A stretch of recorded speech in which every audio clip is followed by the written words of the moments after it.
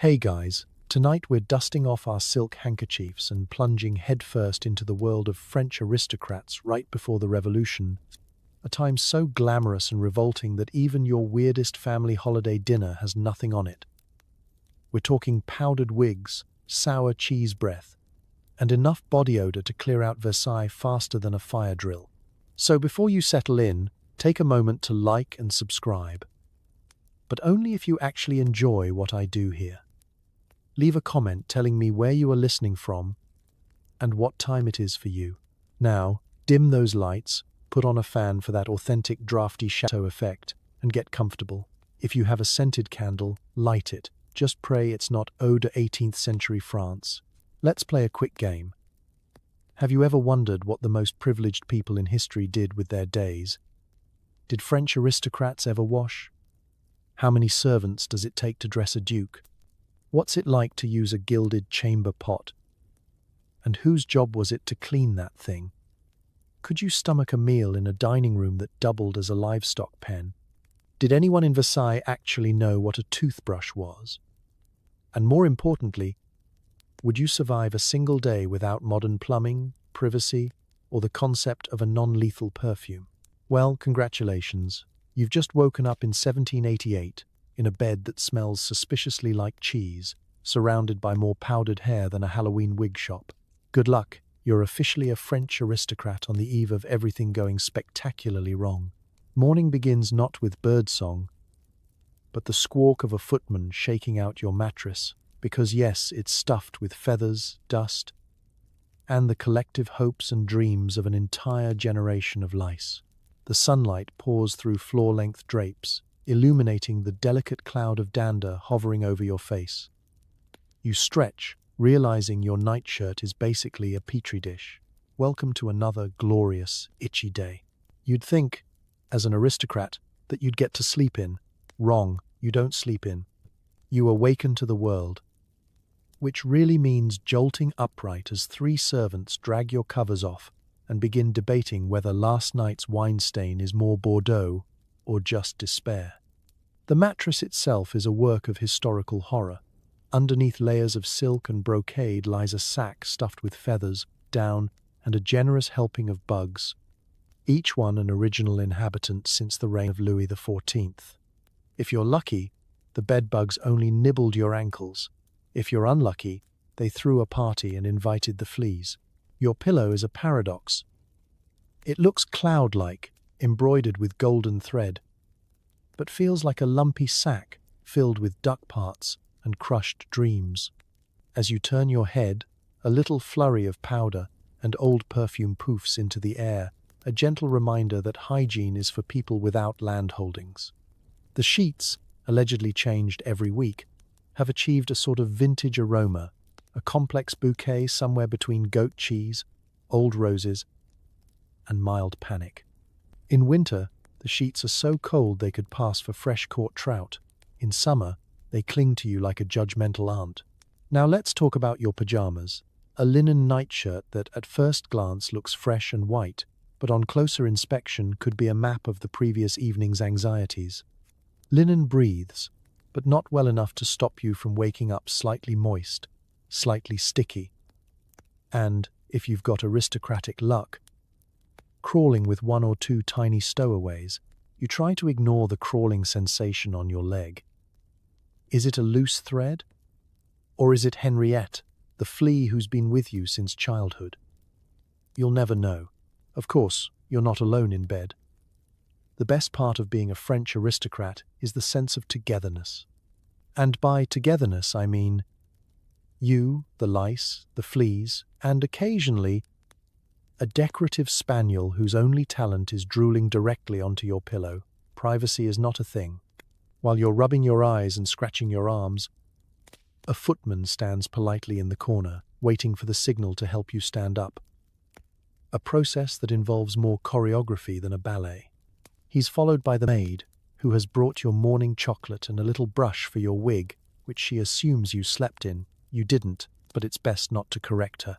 You heave yourself up, your joints creaking like an old wine barrel, and immediately step onto a floor so cold and gritty it makes you long for the soft warmth of the mattress. parasites and all. There's a pair of slippers waiting by your bed. They look regal, but they're lined with the same mysterious fluff as the mattress, and are almost certainly home to their own thriving colony of living things. You slide your feet in, wincing as you feel something squish. It's fine, you're building character.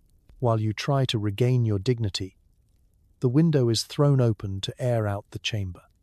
This is code for let in the fresh Parisian breeze, mixed with the subtle undertones of chamber pots being emptied across the courtyard. Sunlight streams in, dust motes swirling like the ghosts of hygiene past. And so you begin your day. Slightly filthy, definitely itchy, and with an unshakable suspicion that no matter how rich you are, you will never, ever know what it's like to wake up truly alone in your own bed. Welcome to the aristocracy. Sleep tight, don't let the bedbugs organize. The first thing that hits you isn't the aroma of fresh pastry. It's the smell of your own mouth. Toothpaste hasn't been invented, and the closest thing you've got to mouthwash is a swish of last night's wine. Breakfast in bed? More like breakfast with bedbugs. Bon appetit. Your tongue feels like it's been replaced overnight by a piece of old felt. You try to swallow, but your mouth is drier than the Marquis de Sade's sense of humor. You gingerly poke at your teeth with a silver pick, a tool that's as much about social signaling as it is about hygiene. If anyone walks in, you want them to see that you at least thought about oral health, even if the results are mixed. Let's face it, your mouth has seen things. Your breath could strip the paint off Versailles. And you're not alone, everyone in the chateau is suffering from the same affliction. If you're particularly unlucky, your gums might be bleeding slightly from that unfortunate run-in with last night's tough boar stew.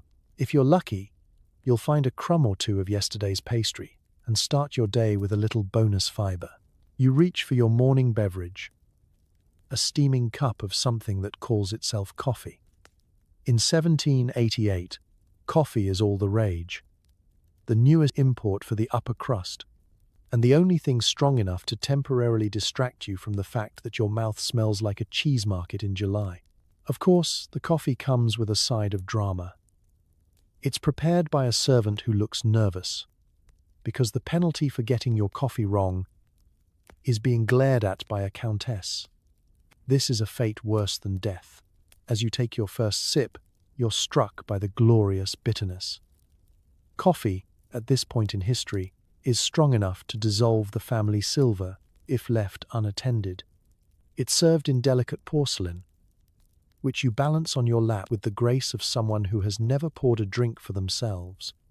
You try to appear composed, but you're quietly wondering if anyone else can hear your stomach rumbling above the sound of your own jaw creaking. And then there's the food. The aristocratic breakfast spread is legendary. At least, that's what you'll write in your next letter to your cousin in Vienna. In reality, you're presented with an intimidating mountain of bread, some fresh, some stale, and all likely to contain at least one surprise ingredient. Croissants are the height of luxury, flaky and buttery, and, if you're honest, a little bit suspect. If you break one open and a beetle crawls out, it's just protein. That's what you tell yourself. Your servants bring in a tray of jam and honey, both oozing across the tablecloth because lids are apparently for peasants. There's cheese, so much cheese, in varying shades of beige and blue, perfuming the room with an intensity that makes you wonder if it's the cheese or your own breath causing your eyes to water. Some mornings there's fruit, grapes so old they've started fermenting, or an apple that doubles as a chew toy. All this is delivered by a series of yawning footmen and maids who are silently judging your table manners. You, meanwhile, are locked in an internal battle. Do you risk a smile and show your crumbling teeth? Or keep your lips sealed and hope nobody notices the cloud of doom wafting from your mouth? Modern mouthwash commercials have nothing on the average breakfast conversation at Versailles.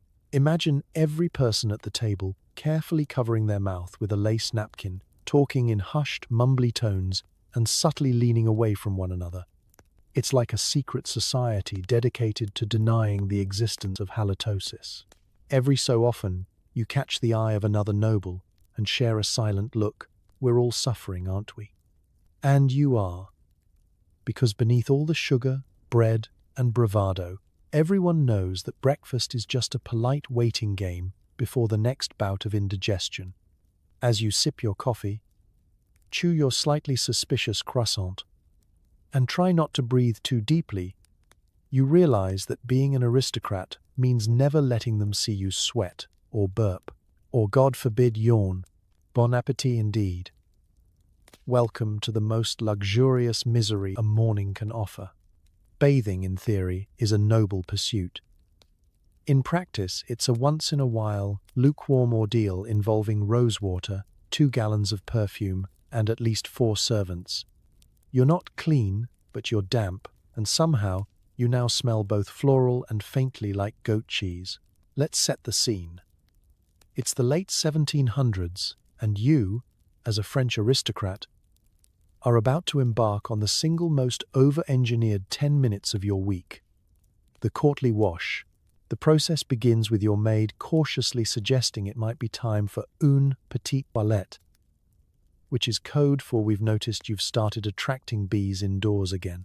You pretend to consider, but the truth is, you haven't had a full bath since Easter, and it's currently August.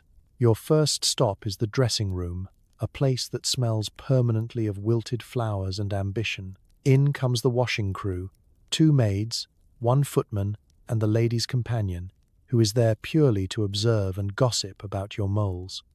Someone hauls in a copper tub that looks like it was designed by a committee of people who've never seen water. It's placed right in the middle of your parquet floor, with no concern for splashes or dignity. Now comes the water. Forget hot and cold taps. The water is tepid at best, boiled in the kitchens 3 flights below, lugged up in sloshing buckets by servants whose resentment is as visible as their sweat. By the time it reaches you, it's just above room temperature, which in an 18th century French palace means refreshingly brisk or, oh dear, I can't feel my toes. Into the tub you go, wearing your bathing shift, a kind of linen nightgown designed to preserve modesty while rendering the actual act of washing basically impossible. 1 maid dabs at your forehead with a damp cloth, another gently splashes rosewater on your shoulders, and the third stands ready with a soft sponge. Soft, of course, meaning crumbling and slightly suspicious. You sigh and settle in, doing your best impression of a sunken soufflé. Soap is present, but only in cameo appearances. Real soap, anything with actual cleaning power, is reserved for emergencies, like visits from royalty or outbreaks of visible fungus. For most washes, you're slathered with toilette vinegar, a blend of alcohol, herbs, and enough perfume to sanitize a small barn. The goal isn't so much cleanliness as it is plausible deniability. If you smell like something other than yourself, you are, by the standards of the day, clean. The entire ritual is set to a soundtrack of polite coughing, awkwardly staged small talk, and the faint sound of your neighbor across the courtyard complaining about the draft. Occasionally, your lady's companion will suggest a new scent or sprinkle dried lavender on your head for freshness. The end result is less just stepped out of a spa and more fell into a florist's dumpster behind a cheese shop. When the wash is finished, you're carefully toweled off by your team, who are trying very hard not to make eye contact with the unfortunate rash on your left ankle. Your hair is dusted with scented powder, both to absorb lingering grease and to give the illusion of health. Nobody is fooled. The final step, a liberal application of perfume, dabbed behind each ear, under your arms, and in any other crevice deemed socially hazardous. The room now smells like a duel between a rose garden and a dairy. Of course, there are rumors that some people, Englishmen mostly, actually bathe in water, fully submerged, more than once a month. You laugh politely at the idea, secretly horrified at the thought of anyone seeing your knees that often. You're done. You've survived the ordeal. You may not be clean, but you are presentable. You emerge from the dressing room in a cloud of floral mist and misplaced confidence, ready to face the day, so long as nobody gets too close. And that, my friend, is the noble art of washing in the 18th century. Part performance, part aromatherapy, all denial. Cleanliness is relative, and in your world, it's always just out of reach. Before you face the world, your valet plops a 2-pound powdered wig onto your head, teeming with secrets and, occasionally, actual bugs. The powder is meant to keep the lice at bay. It mostly keeps the lice on their toes. Let's be honest, nothing says I'm important quite like balancing a fake hair helmet on your scalp, especially one that's so big it might qualify as a second residence. In the world of French aristocracy, hair is less about vanity and more about infrastructure. Your wig is a status symbol, a security blanket, and a portable petting zoo, all rolled into one. The process begins with your real hair, if you're lucky enough to have any left, being slicked back with a generous handful of pomade. Pomade, in this era, is a rich paste made from bear fat, beef tallow, and something vaguely floral, which means you start your morning smelling like a cheese plate that's been left out at a picnic. The goal is to flatten your own hair to oblivion so the wig fits naturally, a term used very loosely in 1788. Now, the main event, your wig, which is not just a wig but a statement. Some are tall enough to require ducking under doorways, others are wide enough to seat a small bird, which occasionally happens. Fashion trends change quickly. One year, it's the towering poof. The next, it's the tidy queue. But the unifying factor is always the powder. Clouds of it. The powder is flour or crushed starch, sometimes tinted lavender or blue, sometimes just blindingly white, designed to create the effect of ethereal, almost celestial hair. In practice, it leaves a fine, gritty coating on every surface in your home, your clothing, and your lungs. Powdering is a ritual. Your valet approaches with a large bellows or a duster and applies the powder in heroic bursts, coating not just your wig but half your face and most of the furniture. The goal is twofold. Suffocate the lice and blind anyone who tries to meet your eyes before noon. This process is both preventative and combative. Yes, the powder smothers some bugs, but it mostly just relocates them to new, exciting locations. Occasionally, a live specimen will make a break for it and tumble down your collar. The correct response is to pretend it never happened. Nobility is all about maintaining composure. You may wonder why not simply wash the wigs. Hilarious. You don't wash a wig. You might send it off to a wig maker once a season to have it boiled, restyled, and deloused for a small fortune. But day to day, you're living with whatever ecosystem has set up shop inside. Most wigs, if pressed, could probably recount more family secrets than your local priest. There's also a social hierarchy in wig wearing. Larger and more elaborate wigs mean higher status, but they're also heavier, itchier, and prone to catastrophic collapse at the first hint of rain. If you see a duke at a party wearing a wig that could shelter a family of raccoons, you're meant to be impressed. If he passes out from heat stroke halfway through the evening, you're meant to pretend not to notice. Ladies' wigs are another level of spectacle. Some are adorned with fake flowers, fruit, entire miniature ships, or little porcelain birds. The more impractical, the better. The only thing bigger than your hair is your sense of self-importance. Getting through a doorway sideways isn't a design flaw, it's a power move. What about the smell? The combination of old powder, stale pomade, sweat, and the occasional decaying decorative apple is best described as historical. You'd think all the perfume in France could mask it, but you'd be wrong. Social gatherings become a battle of aromas, with everyone hoping their own cloud of fragrance will overpower the funk drifting from their neighbor's scalp. Still, your wig serves its purpose, status, style, and plausible deniability for any small movement on your head. You wear it with pride, head held high, careful not to sneeze, lest you start a snowstorm of powder across the breakfast table. And that, more than anything, is the true art of aristocratic living, looking magnificent smelling questionable, and carrying your own private ecosystem wherever you go. Welcome to the powdered life. May your bugs stay hidden and your powder stay dry. You don't just throw on pants and call it a day. Dressing requires a team of highly trained professionals who, by noon, have seen more of your body than your doctor ever will. Lacing, padding, buckling, every layer is a statement. And the main statement is, I've never put on my own socks. Let's begin with the basics. Underwear, if you can call it that. Imagine a loose, billowy linen shirt and a pair of knee-length underbreeches, both of which resemble curtains from a haunted house. If you're a lady, it's even more complicated. Chemise, stays, petticoats, and enough strings and ties to rig a small sailing vessel. Getting dressed is less outfit change and more engineering project. At this point, your valet and maid are already tag-teaming, passing ribbons and muttering under their breath like pit crew at the world's slowest race. Next, the padding. Everyone in your social class aspires to a certain silhouette. Wide hips, impossibly tiny waist, and shoulders strong enough to balance a fruit basket. For men, that means quilted doublets, padded calves, and an alarming number of strategically placed codpieces. For women, it means stiff corsets, whalebone stays, and hoops so wide you can barely fit through your own bedroom door. You aren't just getting dressed.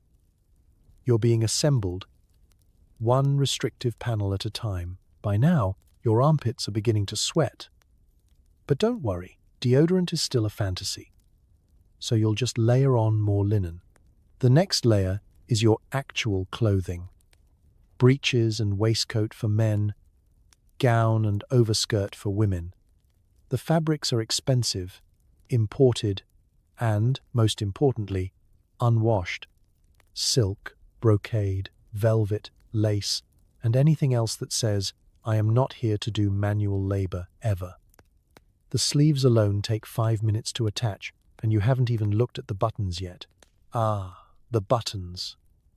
Tiny, infuriating, and stitched by someone who clearly hated future generations.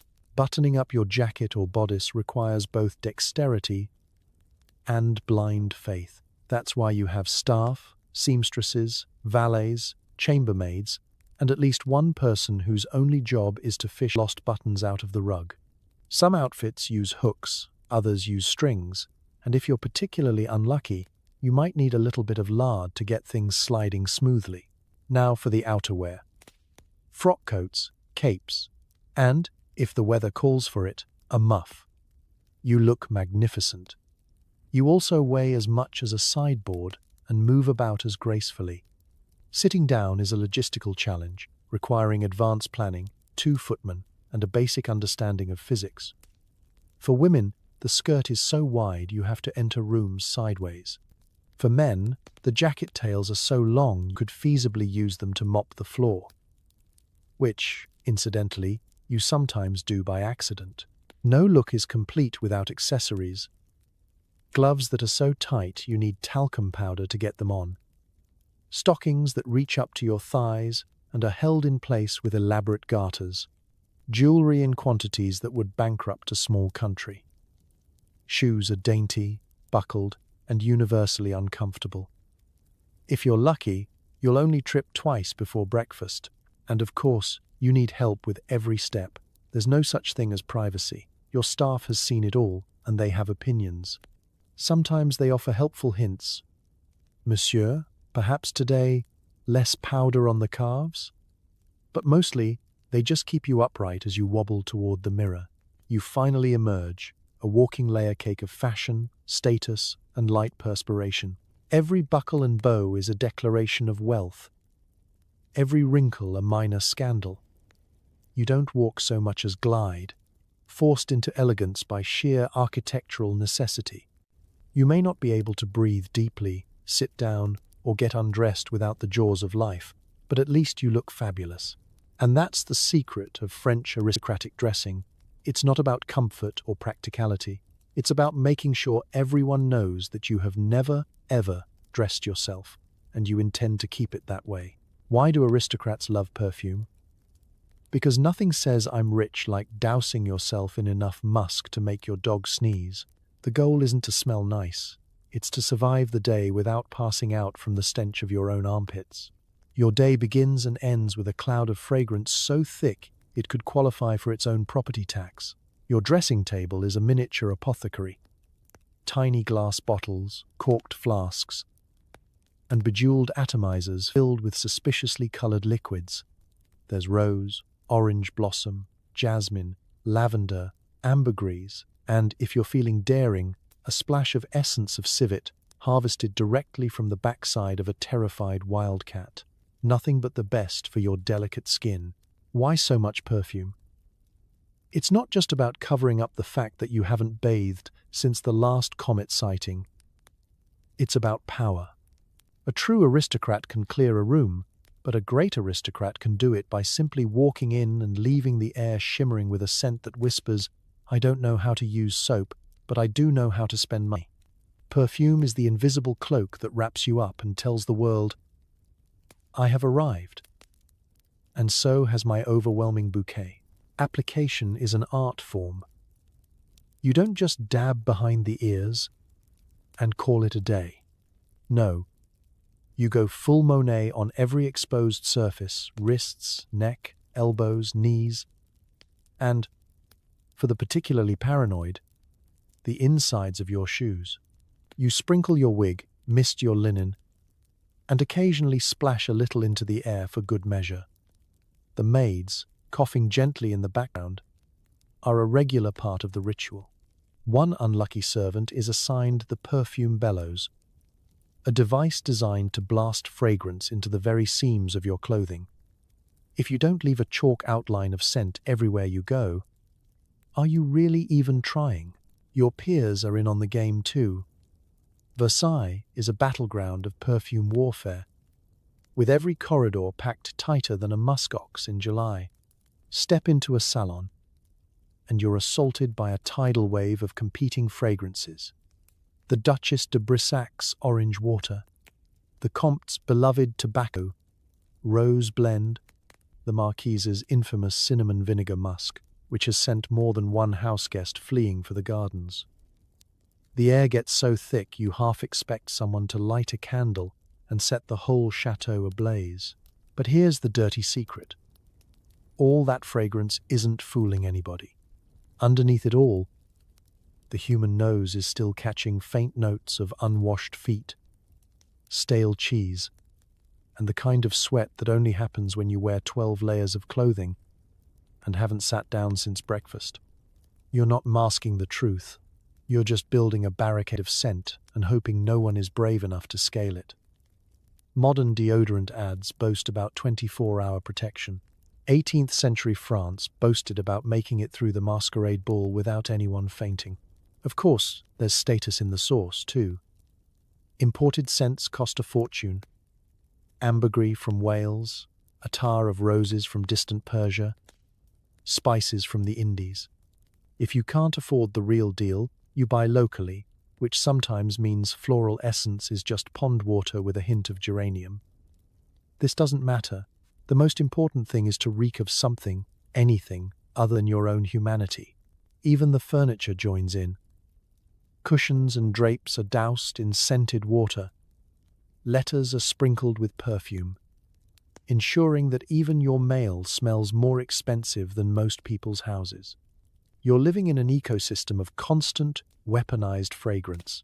By the end of the day, your own sense of smell has packed up and left town, and the family dog, once loyal, now glares at you from a safe distance, sneezing into a perfumed paw. Still, you go to bed content, maybe not clean, but unmistakably, overwhelmingly, unmistakably scented. Because in the game of aristocratic survival, it's not the truth that matters. It's how many layers of jasmine and musk you can stack on top of it. Modern plumbing? Not for another.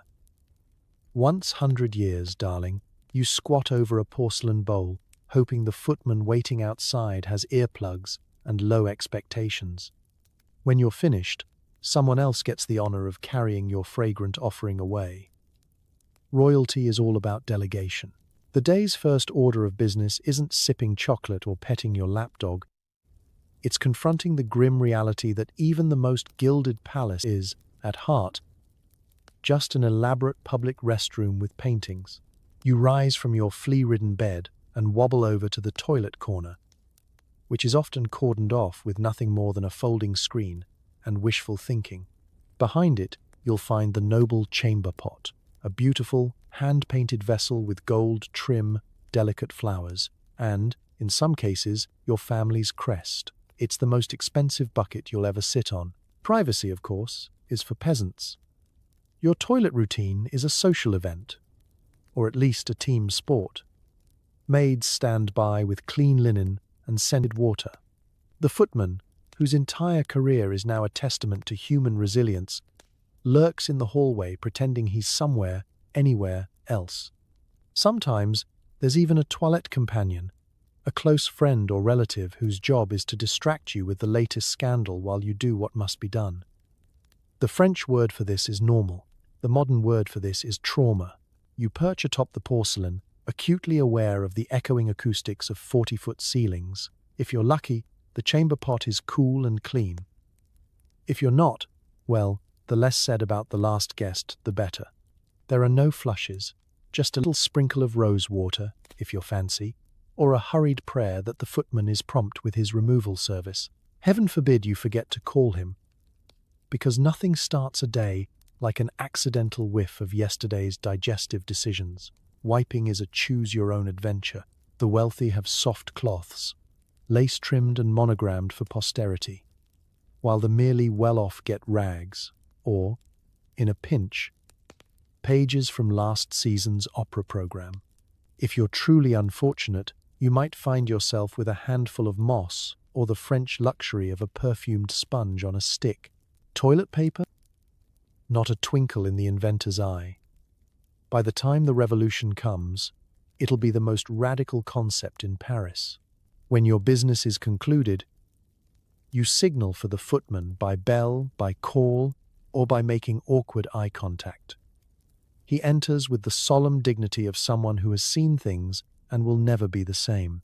He takes the pot, careful not to spill, and whisks it off to the nearest servant's entrance, where it joins the morning parade of chamber pots on their way to the palace moat, cesspit, or, if you're lucky, an actual sewer. The back corridors echo with the clink of porcelain, the sighs of resignation, and the muffled giggles of less fortunate staff. And yet, for all its indignity, the chamber pot is a status symbol. The bigger and fancier your pot, the more important you are. Some aristocrats even collect them, showing off their elaborate designs like prized china. Ah, yes. This one was a wedding gift from the Duke. Such a generous man, in both spirit and volume. Of course, sometimes things go awry. The pot cracks, a maid stumbles, or, worst of all, the footman is late. There are stories, whispered at dinner, of chamber pot disasters that ended entire careers. You never forget your first spill, and neither does anyone else.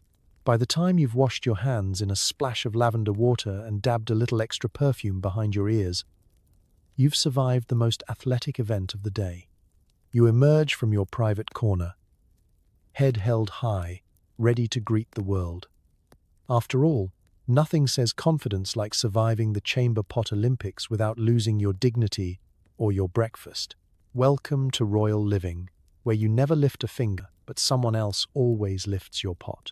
The breakfast table is laden with breads, jams, cheese, and the occasional ant colony. You're surrounded by people whose job is to look at you while you eat. Try not to choke on your status, or on the cheese which has been out since yesterday. Let's set the scene. Sunlight floods the hall of mirrors, bouncing off chandeliers and illuminating a table set with enough crystal and porcelain to finance a small war. At each place setting, you'll find a mountain of mismatched pastries, butter gone translucent in the morning heat, and a bowl of fruit that is 60% decorative, 40% slightly fermented.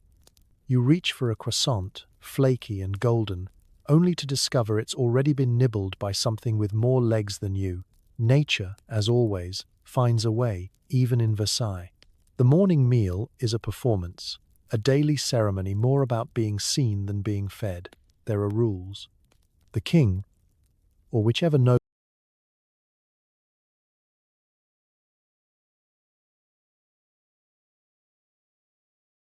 is currently pretending to be the king of breakfast, sits at the head of the table, surrounded by family, hangers-on, and ambitious guests, all seated in strict hierarchy. Every movement is observed.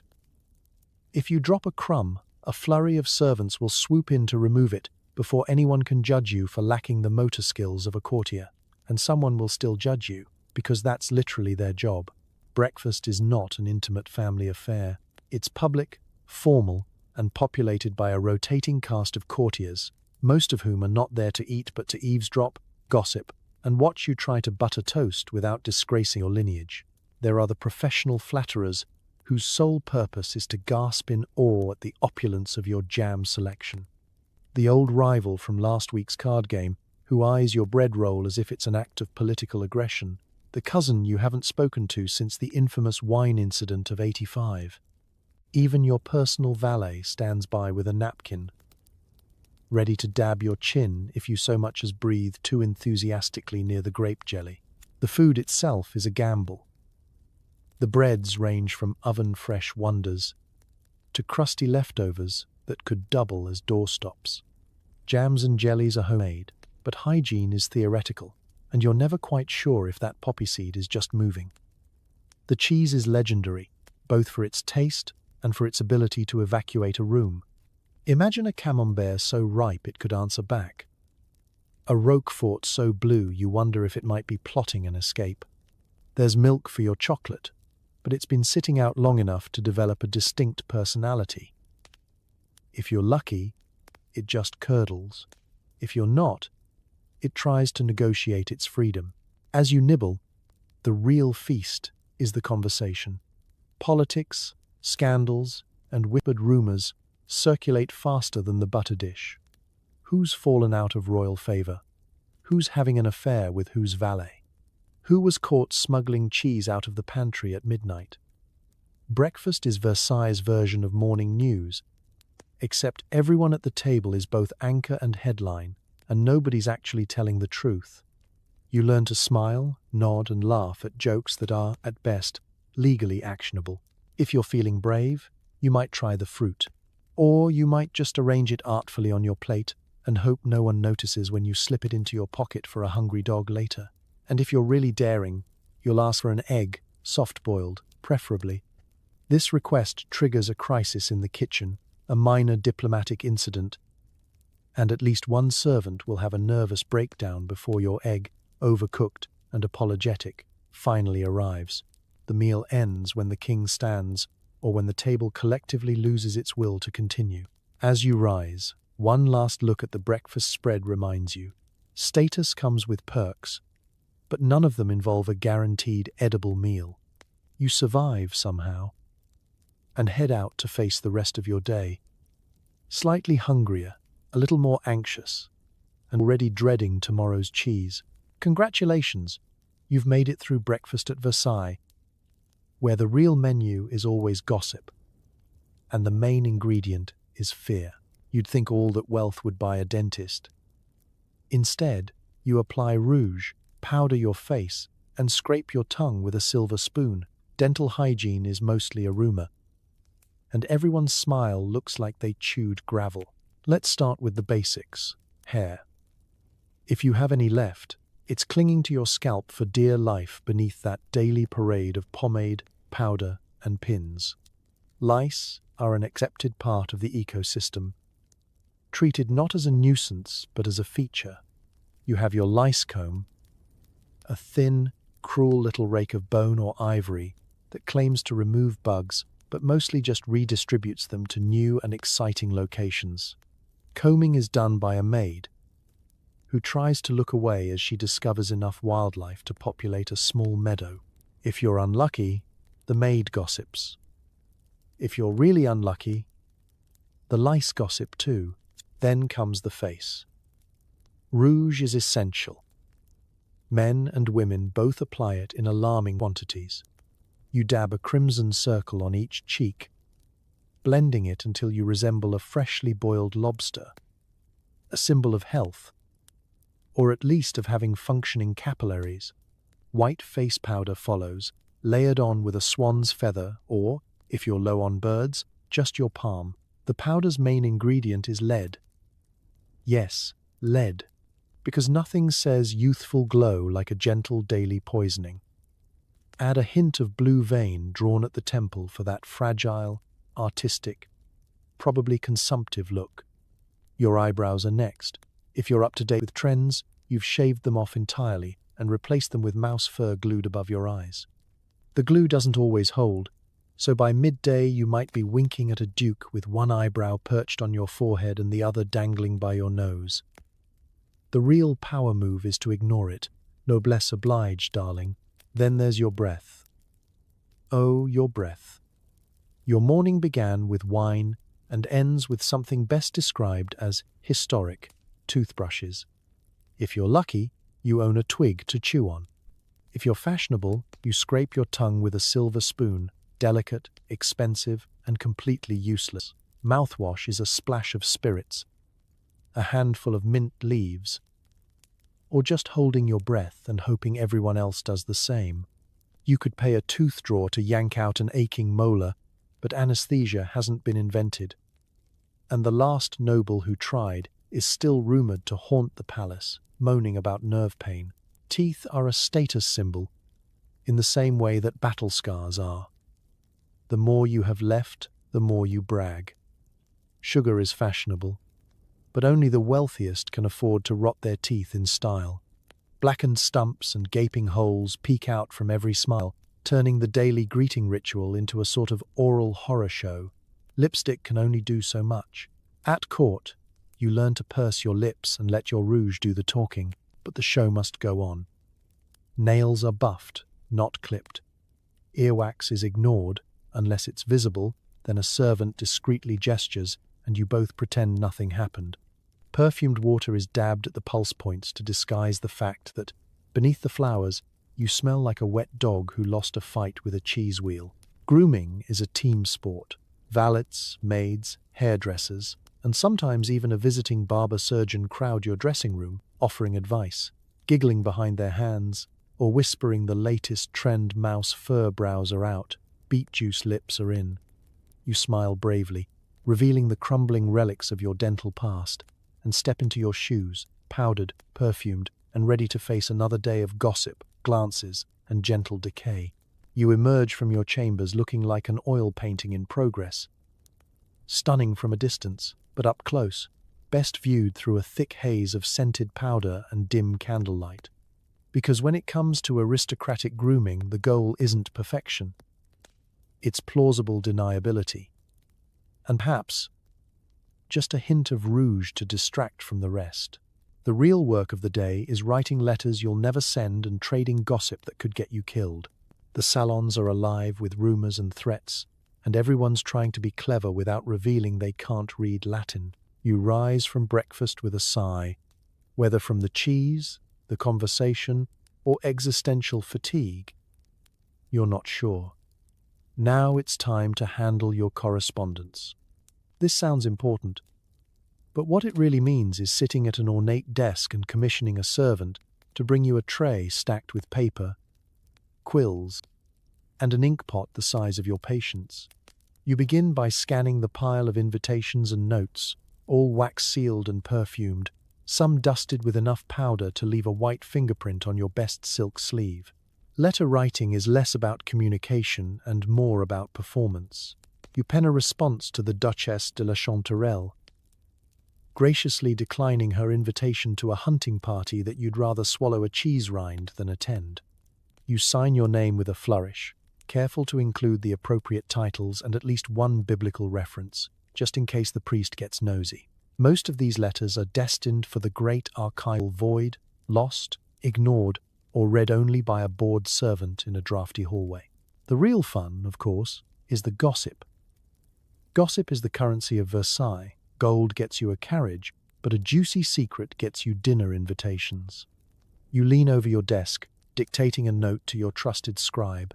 Dearest Jean, Claude, you will not believe who was seen stumbling out of the Marquise's chambers last night. Details to follow. Burn this letter. Of course, Jean-Claude has no intention of burning anything.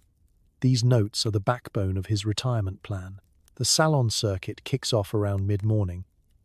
These aren't your grandma's book clubs. A salon is a high-stakes gladiator match, except the weapons are wit, subtle insults, and the ability to quote Voltaire at just the right moment, or at least pretend you can. You enter a sunlit drawing room, filled with the rustle of silk, the scent of too much perfume, and the buzz of conversation that could start a civil war if it ever made it to print. Everyone is reading, or pretending to. Latin is the prestige language, but let's be honest, half the room is bluffing. You've mastered the art of nodding gravely when someone quotes Cicero, all while silently praying nobody asks you to translate. The other half of the room is eavesdropping, hoping to catch the latest rumor before it goes cold.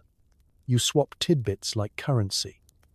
A countess's infidelity for a duke's overdue debts, a cardinal's gout for the latest theatre scandal.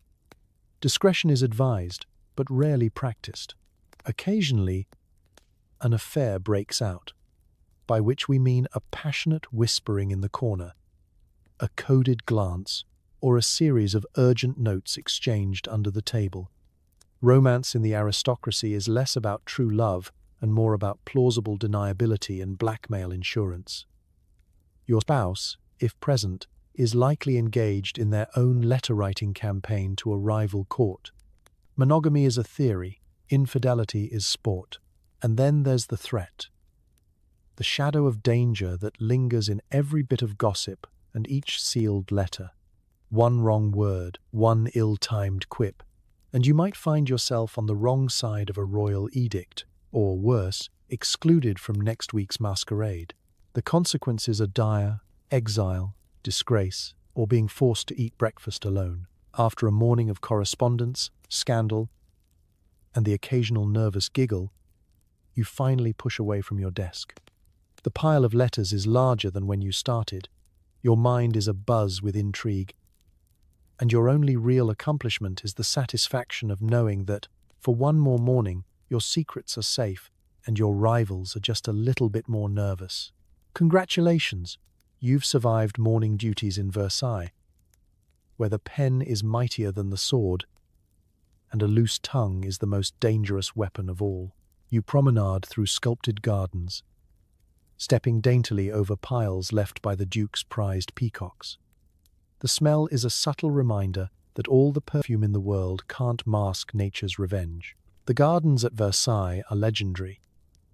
Acres of perfectly clipped hedges, mirror-bright ponds, and floral arrangements planned with the sort of detail usually reserved for military campaigns. But the first thing that greets you as you exit the marble halls isn't the fragrance of blooming roses or the gentle hum of bees. It's the unmistakable, eye-watering aroma of animal droppings. Peacocks, swans, and the occasional sheep are the real monarchs here. And today, they've chosen the main promenade for their morning offerings. Draped in velvet and lace, you sweep down the grand stairs, trying to avoid a social faux pas and a messy shoe. It's a delicate dance, gliding gracefully while scanning the ground for potential disasters. Every step is a gamble, one false move, and you'll be the subject of lunchtime gossip for weeks. Did you see the Marquise's shoe? Tragic. She tracked it straight through the orangerie. Of course, it's not just the birds. The flower beds are dazzling, yes, but they're also home to armies of insects with no respect for rank. Butterflies flutter by for atmosphere, but gnats, wasps, and the occasional ambitious beetle target the exposed skin of your elegantly gloved hands. Swatting is strictly forbidden. Instead, you must flinch politely and hope nobody notices the tiny ant making its way up your sleeve. You're not walking alone. The gardens are a theatre, and you're both actor and audience. Other nobles stroll past in formation, comparing tulip bulbs, making snide remarks about whose topiary looks the most depressed, and pretending not to notice when someone steps in something unspeakable. The Queen herself might be spotted, flanked by attendants, issuing opinions on fountains or, more often, on other people's choices in hair accessories. And what a scene the gardens are! Statues of Roman gods, gilded chariots, and fountains that shoot water higher than most peasants' hopes. You pause at a marble bench to admire the view, code for taking a breather and readjusting your shoes, which are now suspiciously sticky. You nod at passing acquaintances, trading compliments that sound sincere but are loaded with the kind of subtext that makes diplomats nervous. Such lovely lilies this year, madame. Almost as radiant as your complexion, how do you do it? Translation: I know about your new face powder. And that thing you said about my cousin, if you're especially unfortunate, a sudden breeze will whip through the trees and send a cloud of pollen, powder, and the ghosts of last night's perfume wafting into your face. You try not to sneeze. Sneezing is undignified, and in Versailles, undignified is just one step away from social ruin. Everywhere you look, there's something calculated. Lovers strolling just out of earshot, rivals exchanging subtle glances, poets pretending to be inspired by the fountains but really just eavesdropping. If you're lucky, you might catch the eye of a sympathetic friend and share a silent, mutual prayer that the peacock ahead moves before you get there. Even the garden staff know their role in the spectacle, trimming hedges with military precision and raking gravel into patterns that last exactly until the next nobleman decides to test the turning radius of his new shoes. The gardeners themselves are invisible, unless, of course, someone needs to be blamed for the strategically placed pile of peacock revenge currently threatening your afternoon. By the end of your walk, your shoes are a little worse for wear. Your nose is tingling, and your nerves are frayed from dodging both scandal and goose attacks. But you've done it. You've survived another promenade, kept your dignity mostly intact, and provided the world with one more morning of elegant deception.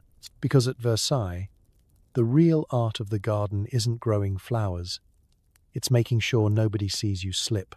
Hosting means performing. You nod along as guests boast about their gout, their genealogies, and the new tapestry that allegedly doesn't have fleas. Every smile is a lie, and every handshake is a gamble. Entertaining, in the world of French aristocracy, isn't about fun. It's about survival. A high-stakes sport where your real skill is keeping a straight face through hours of mind-numbing conversation. You don't invite people because you like them. You invite them because you have to, and because they might have something you need, like the ear of a minister, a juicy bit of gossip, or, in a pinch, access to a decent cheese supplier. Your salon, this morning's arena, is an explosion of color and discomfort. Brocade chairs are artfully arranged for maximum visibility and minimum comfort.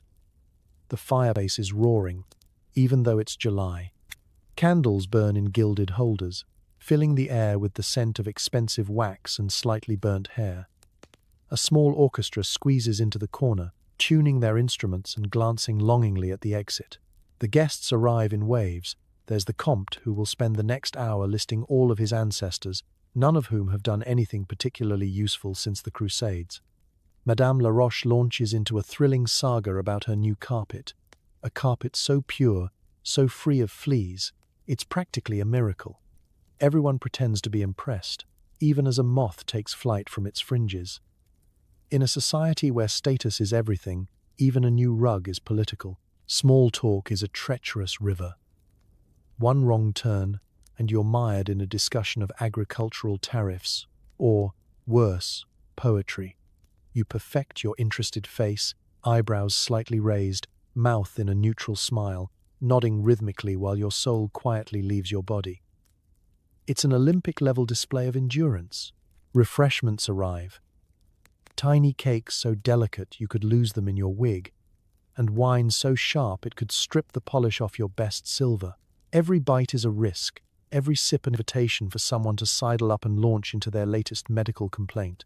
Gout is a popular subject. So are kidney stones, mysterious humors, and the persistent itch that absolutely is not lice, thank you very much. Seating arrangements are a political statement.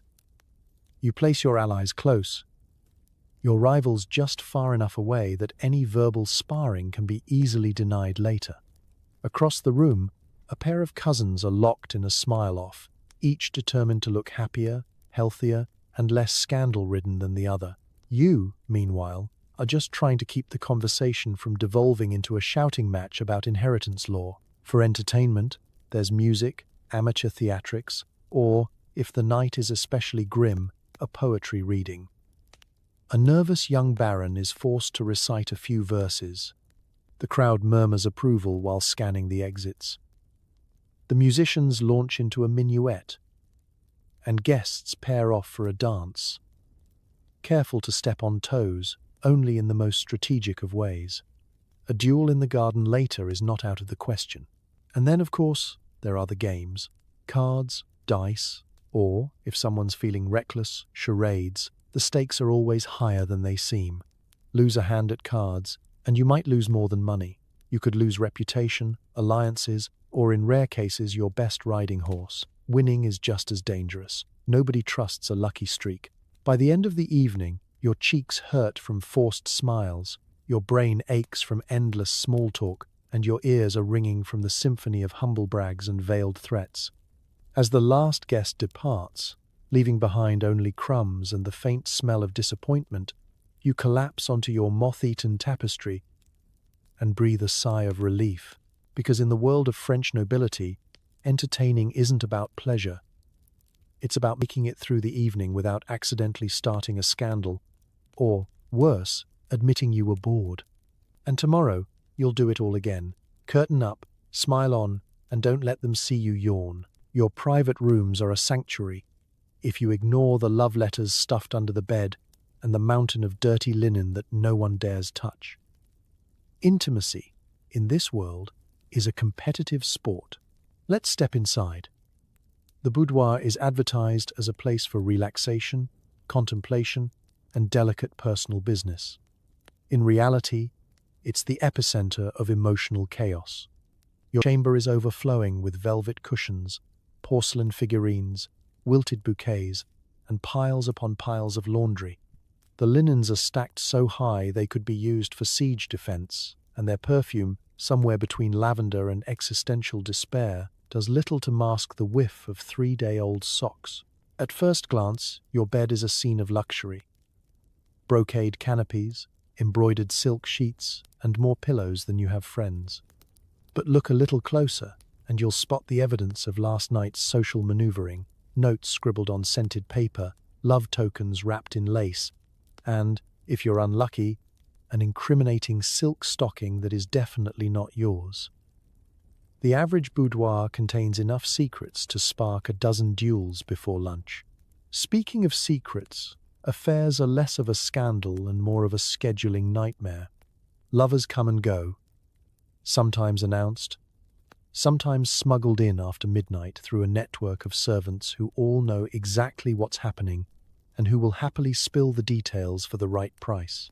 You've memorized the creaks in the floorboards so you can tell the difference between an approaching paramour and a maid on her nightly round.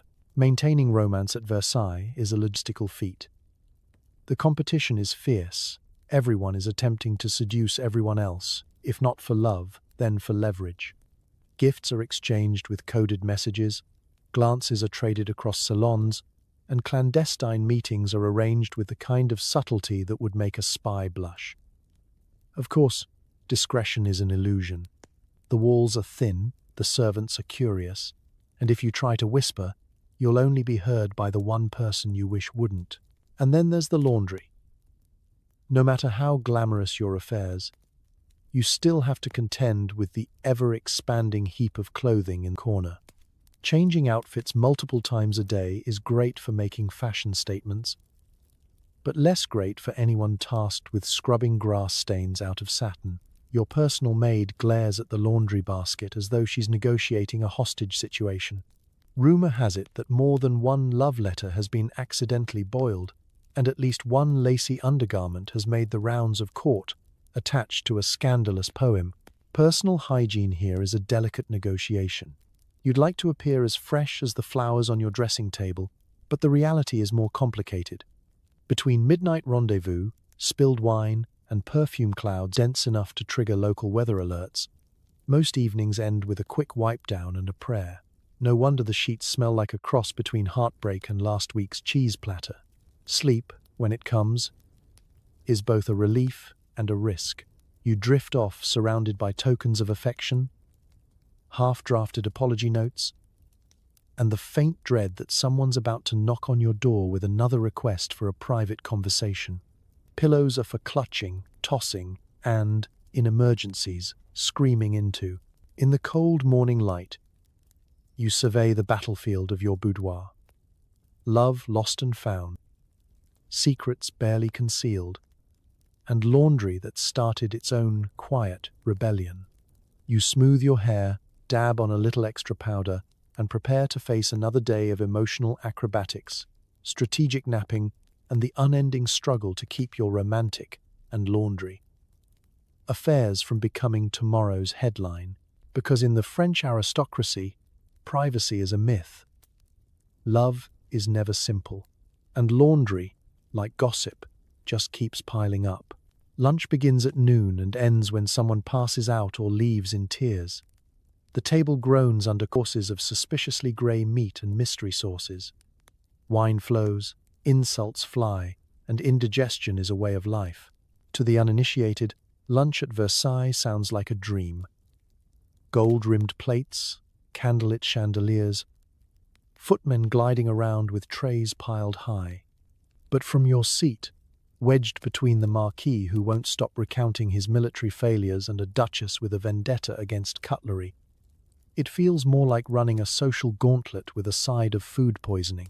The first thing you notice is the noise. Everyone is talking, nobody is listening, and at least one person is arguing with the bread. The courses arrive in a parade of questionable ambition. Cold pigeon, braised eel, a pie that may or may not be moving, all arranged with enough garnishes to disguise their true age. If you're lucky, you recognize at least half of what's on your plate. If you're unlucky, you make the mistake of asking what la surprise du chef actually is, and suddenly your appetite is gone. Wine is the only guarantee. Decanters pass from hand to hand. Glasses are refilled before they're even empty. And by the second course, everyone's cheeks are as rosy as their powdered wigs. Water is considered suspicious at best. Too many parasites, not enough fermentation. So even the children are sipping diluted claret. It keeps spirits high and inhibitions low, which is both a blessing and a curse. As you nibble, you try to pace yourself, knowing there are at least 8 more courses to go. Each plate brings a new adventure. Overcooked mutton, fish drowning in a sea of capers, vegetables boiled until they resemble confessions. If you hesitate too long, a servant whisks away your plate and replaces it with something even more mysterious, forcing you to take strategic bites while maintaining polite conversation. Polite, of course, is relative. The real action isn't on the plate, it's across the table. Gossip crackles like static. An offhand remark about a duchess's hat spirals into a full-blown argument about fashion, then pivots to a scandal involving a broken carriage, a priest, and 3 jars of gooseberry jam. At some point, someone forgets themselves and brings up politics. This is the cue for the oldest baron present to dramatically clutch his chest and remind everyone of the good old days, which, as far as anyone can tell, involved fewer sources and more duels. If things get really heated, cutlery becomes a weapon. You've never seen someone point a fork with such veiled menace until you've watched a countess defend the honor of her soufflé. Sometimes the tension breaks with laughter. Other times, with someone storming off to write a furious letter or collapsing onto a fainting couch, strategically positioned for just such an emergency. And then there's the endless toasts. Everyone stands, glasses in hand, offering tributes to the king, to love, to whatever noble cause is trending this week. By the 3rd or 4th toast, your legs are numb, and you're quietly grateful for the tablecloth that hides your shoes, which, by now, are sticky with spilled gravy and the tears of lesser nobles. The The dessert course is both a finish line and a fresh trial. Candied fruit, marzipan sculptures, and cakes, so dense they could be used as cannonballs. You eat, not because you're hungry, but because it gives you an excuse not to speak. When the final plates are cleared and the servants sweep up the crumbs, you rise from the table, light-headed, overfed, and emotionally drained. Surviving lunch in the world of French aristocracy isn't about good food or good company. It's about endurance, strategic eating, and the ability to smile through indigestion. Congratulations. You've made it to the end, still standing, mostly sober, and only mildly insulted. Now, if you're lucky, you have just enough time for a nap before the next social ordeal begins.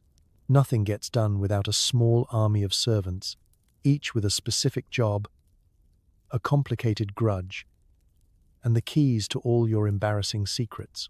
Be nice to them. Your life and your breakfast depends on it. Let's be honest. You may be the marquee, but it's the people below stairs who run the show. The chateau is an intricate, well-oiled machine powered by human ambition, petty rivalries, and the ceaseless clatter of feet on marble. On paper, you're in charge.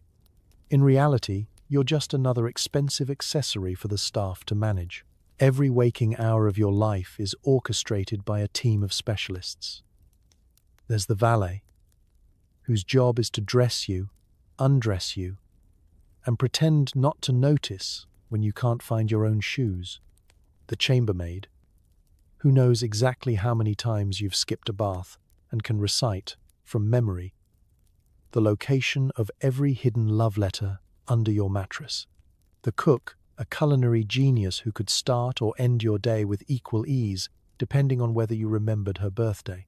Even your lapdog has its own dedicated servant, tasked with the solemn duty of chasing it out from under the sofa and returning it to your lap with minimal barking and only occasional biting. Then there's the butler, the master of ceremonies for all things edible, potable, and gossiped about. His memory is legendary. He never forgets a grudge, an unpaid debt, or the fact that you once tried to serve white wine with roast beef. The butler holds the true power. Nothing is delivered to your table or your bedroom or your unsuspecting house guest without his say. So, the footmen are the show ponies of the household. Dressed in livery so crisp it could slice cheese, they glide through the halls with silver trays, delivering letters, cakes, and the occasional brutal verdict on your taste in upholstery.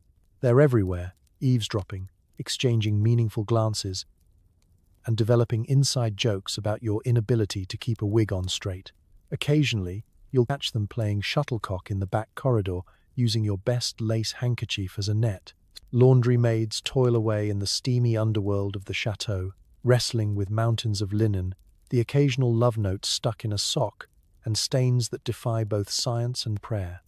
The gardener, rarely glimpsed above stairs, maintains the illusion of order in the gardens, cursing the peacocks and quietly judging your taste in statues. There are pages, grooms, stable boys, candle snuffers, and water carriers. Each one is essential, each one is invisible until something goes wrong.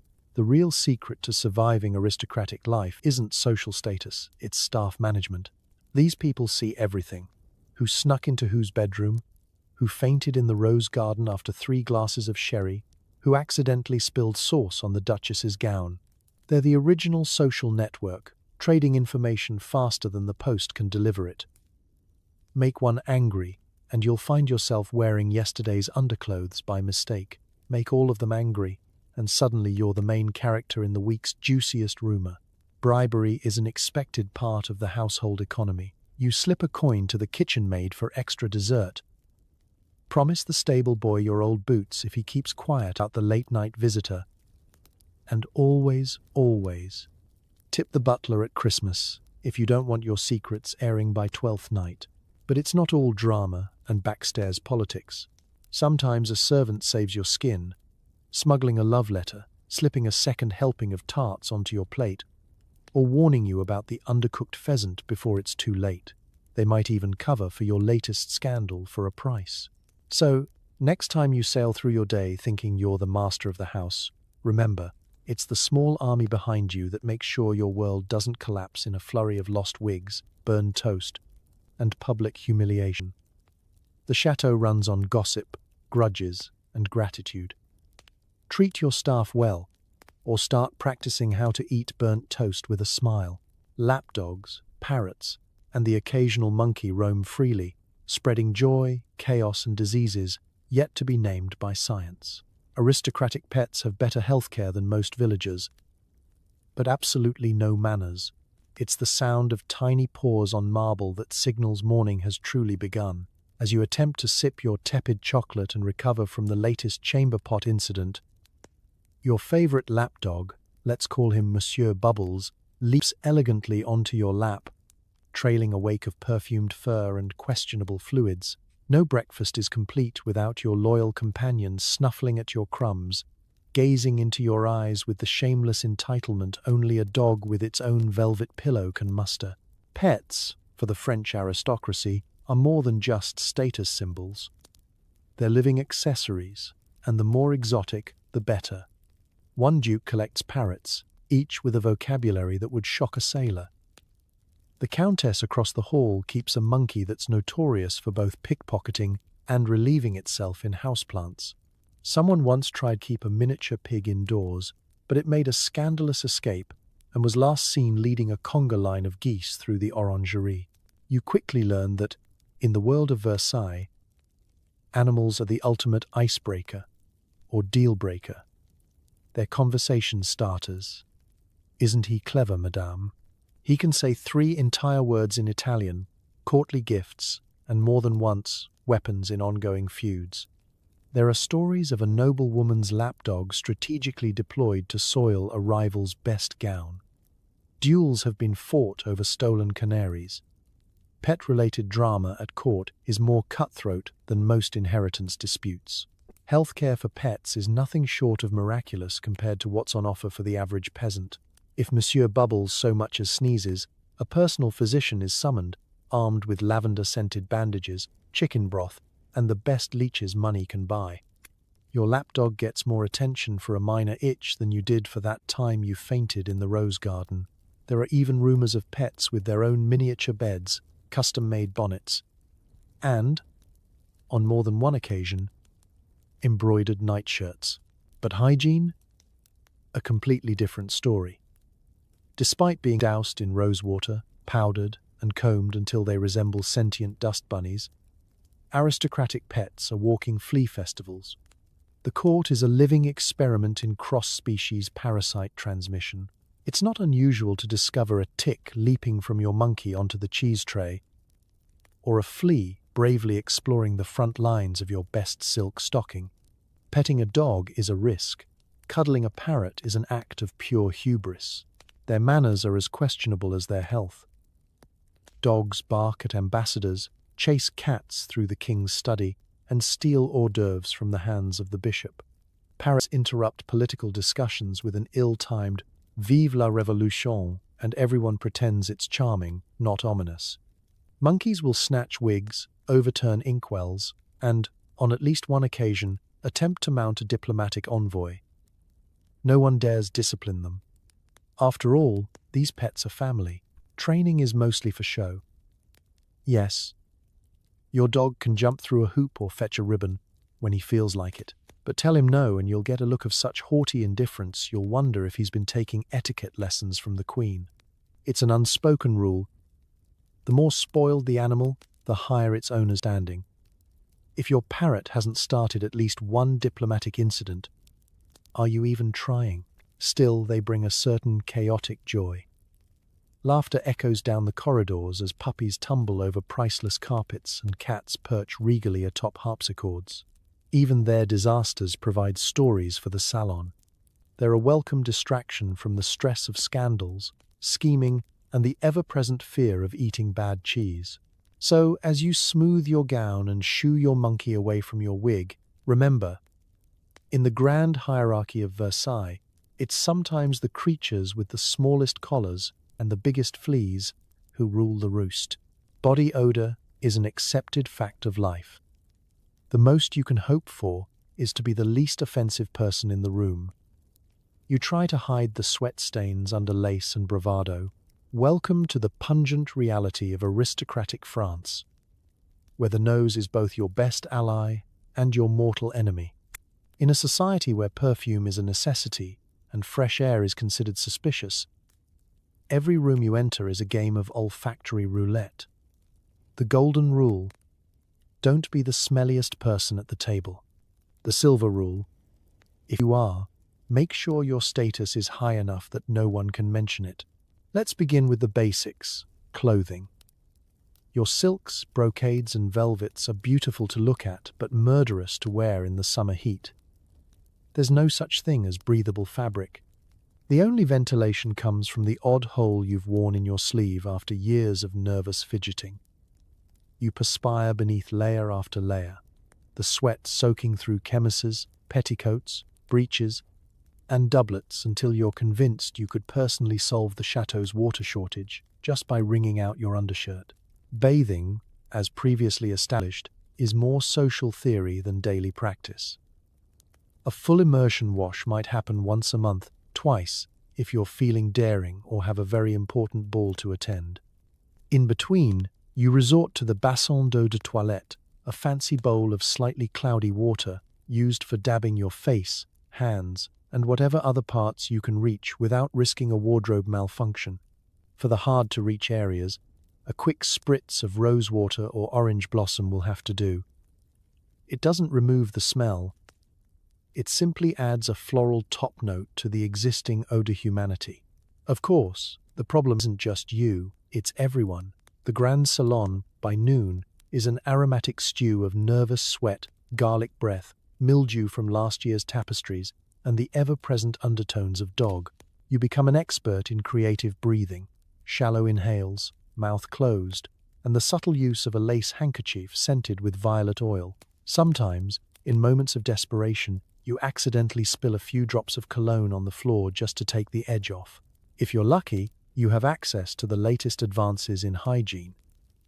Vinegar rinses, herbal sachets sewn into your clothes, or even a dusting of chalk to soak up excess moisture. If you're unlucky, your best option is to stand near the kitchen and hope the smell of roasting meat overpowers everything else. Armpits are a battleground. Deodorant is not yet a thing, so you rely on natural remedies, sage, rosemary, and the timeless classic, avoidance. You cross your arms in public, keep your elbows glued to your sides, and pray the sweat stains don't bloom into full-on floral arrangements before dinner. Underarm pads exist for the truly fashionable, though they often slip at the worst possible moment, tumbling out of your sleeve and onto the parquet in front of 30 delighted guests. Hats and wigs don't help. In fact, they trap heat and moisture, transforming your scalp into a petri dish of possibilities. The combined effect of sweat, powder, and old pomade means your head carries a signature scent, a mix of sheep, soap, and silent despair. And through it all, you maintain composure. You smile, curtsy, and pretend not to notice when people discreetly edge away. Because at Versailles, reputation is everything, and sometimes that means keeping your stink and your secrets equally well hidden. At the end of the day, you peel off your finery, examine the Rorschach test of stains beneath your arms, and promise yourself that tomorrow you'll find a new way to stay one fragrant step ahead. But deep down, you know, in the world of French royalty, hygiene is a moving target, and everyone is running a very sweaty race. The kitchen is a war zone. Cooks battle mice, spoilage, and basic math. Most dishes are seasoned with "what's that smell?" and an existential sense of dread, while the nobles above stairs are busy debating politics and the moral failings of their rivals. Deep in the heart of the chateau, chaos reigns. The kitchen is less Julia Child, more Game of Thrones with aprons. Here, the cook is both general and judge, ruling over a sweating army of assistants, knife-wielding boys, and a saucier who hasn't slept since last Tuesday. The first thing you notice in the kitchen, if you dare to visit, is the heat. Roaring wood fires burn all day, filling the air with a haze so thick you could poach an egg just by holding it up. Pots the size of bathtubs boil, spit, and occasionally explode. The scent? A potent blend of overripe vegetables, burnt sugar, and something vaguely rodentish. The air is alive with the frantic flapping of chickens, the hissing of cats, and the curses of a pastry chef locked in mortal combat with a collapsed custard. Food storage is an adventure. Refrigeration hasn't arrived yet, so everything perishable is preserved with salt, buried in fat, or just left on the cold stone floor and prayed over. The cheese is aged mostly by neglect, while fish is kept fresh by shooing away the flies and serving it before anyone can protest. It's a race against the clock. Will the chicken be cooked before it cooks itself? Will that hunk of beef last until lunch? Or is it already halfway to the afterlife? And then there are the mice. Oh, the mice. They're everywhere, scurrying along rafters, popping out from behind sacks of flour, occasionally staging full-on raids for a piece of last week's tart. The staff pretend not to notice, or else they'll be forced to explain why half the bread rolls have bite marks and why the cat has gained suspiciously little weight this year. Every so often, a footman is dispatched to hunt down the boldest offenders, armed with a broom and the world's flimsiest sense of dignity. Sanitation is more of a guideline than a law. Surfaces are wiped down with whatever's handy, a damp rag, a handful of parsley, or, in desperate times, a sleeve. Everyone's hands are perpetually sticky with something, and you learn quickly never to ask what. Wooden spoons are passed down through generations, accumulating both wisdom and a fine patina of bacteria. If a utensil smells a bit off, you just wave it over the fire and declare it purified by flame. Recipes are flexible, both out of necessity and a complete disregard for measurement. A pinch of salt might be a fistful, and bake until golden could mean anything from slightly toasted to call the fire brigade. Most dishes get a taste test by the youngest kitchen boy. If he survives, it's deemed safe for the nobles. Spice is used with abandon, sometimes to mask questionable freshness, other times just to impress the visiting Spanish ambassador. If disaster strikes, and it will, it's spun as innovation. A burnt tart? Caramelized to perfection? Soured cream? A delightful aged tang? Dropped roast? Tenderized by the chef's own hand? The art of kitchen PR is as vital as any recipe. By the time your lunch arrives upstairs, it's a minor miracle of logistics and luck. The plate is artfully arranged to hide the worst flaws, and any odd flavor is attributed to the chef's unique vision. You eat, savoring each bite, never realizing the battlefield that lies just below your feet. So, next time you complain about your mystery stew, remember, in the secret world of the kitchen, survival is the true signature dish. And bacteria is always on the menu. After a heavy lunch, you attempt a nap, hoping the combination of red wine and 40 pounds of fabric will lull you to sleep. The noise from the courtyard, duels, dogs, and the cook screaming at a chicken makes it a challenge. Let's be honest. Nothing says privilege like calling it a day at 2 in the afternoon and diving headfirst into an official nap. You sprawl across your bed, already a battlefield of ruffled linens, discarded love notes, and yesterday's undergarments, and try to arrange yourself in the least crumpled, least overheated position possible. This is no easy feat. Your afternoon attire involves at least 3 layers more than strictly necessary, each one determined to twist itself into a new and more uncomfortable configuration the second you close your eyes. You attempt to settle in. The silk sheets are cool, but only on the surface. Underneath, your own body heat turns the mattress into a kind of aristocratic crockpot. You peel off a glove, kick off a shoe, and begin the age-old French ritual of dramatic sighing.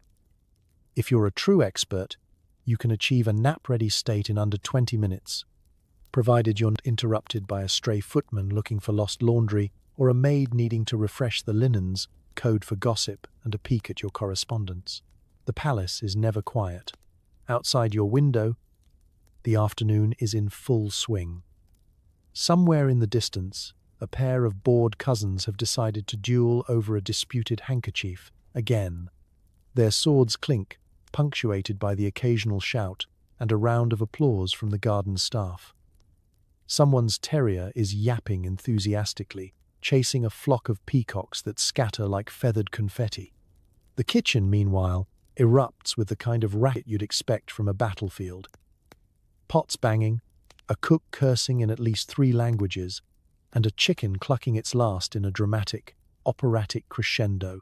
If, by some miracle, you do manage to drift off, your dreams are a wild montage of courtly anxieties, wig malfunctions, spilled wine on white brocade, being asked to recite Latin in public, or that recurring nightmare where you show up to a ball only to realize you're still wearing your nightshirt.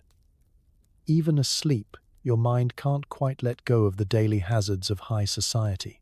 Servants tiptoe around, whispering and closing doors with exaggerated care. Still, every noble's worst fear is being caught mid-nap by a surprise visitor. You've trained yourself to jolt awake at the faintest knock, ready to sit up, fluff your hair, and pretend you are just deep in thought about Rousseau or the price of tea. Nap etiquette is its own art form. The best nappers have a reputation for napping, a kind of social armor. Do not disturb, the marquis is at rest. There's a delicate hierarchy. Only the truly powerful can nap without criticism. The rest must fake productivity or risk being accused of laziness, which, in a world where doing nothing is considered an occupation, is really saying something. Occasionally, you find solace in your secret nap spots. A window seat hidden behind curtains, a quiet corner of the library, or the ever-reliable chaise lounge in the second drawing room, the one nobody else uses because it smells faintly of camembert and crushed violets. These are your havens, and you guard them jealously. You wake, if you slept at all, feeling slightly more rumpled than before, your face pressed with the pattern of your embroidery, your hair flattened on one side, and your wig perched at a daring angle. You splash a little water on your face, dab on a fresh layer of powder, and declare yourself refreshed, even if your only real achievement was not snoring in front of the staff. Afternoon siesta, aristocratic style, part luxury, part survival tactic, and all about maintaining the illusion of leisure, even when the real sport is just staying awake through the rest of the day. Entertainment means cards, dice, and enough cheating to make the Olympics blush. If you're not gambling away the family fortune, you're probably inventing a new fire hazard with your friends. Let's set the scene. The chandeliers are sparkling, the wine is flowing, and every flat surface has been transformed into a makeshift gaming table. As afternoon lazily rolls into evening, the drawing rooms of the chateau come alive with shouts of triumph, dramatic groans of despair, and the ever-present clatter of coins exchanging hands. Gambling isn't just a pastime, it's practically an Olympic event. The only thing more competitive than a round of faro or piquet is the battle to hide your disappointment when you lose your inheritance in under 30 minutes. The games start innocently enough. Cards are shuffled, dice are rolled, and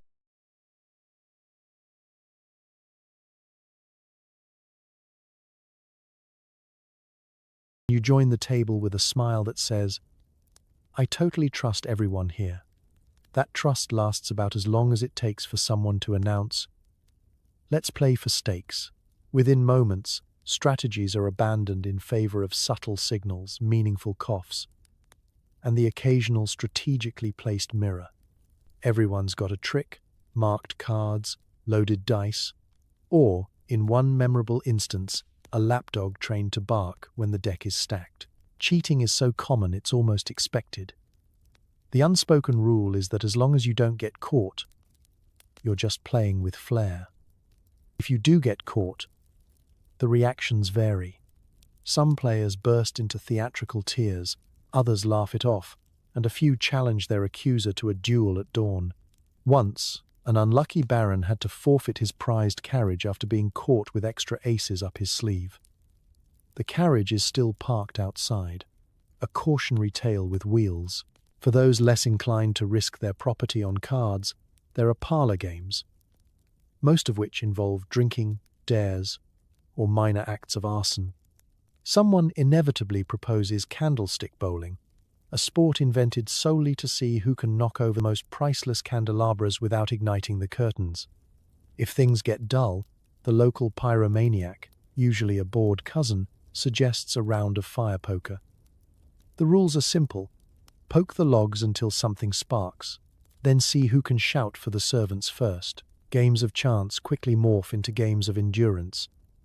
It's not unusual for a session to last until dawn, fueled by a steady stream of claret, gossip, and pastries purloined from the kitchens.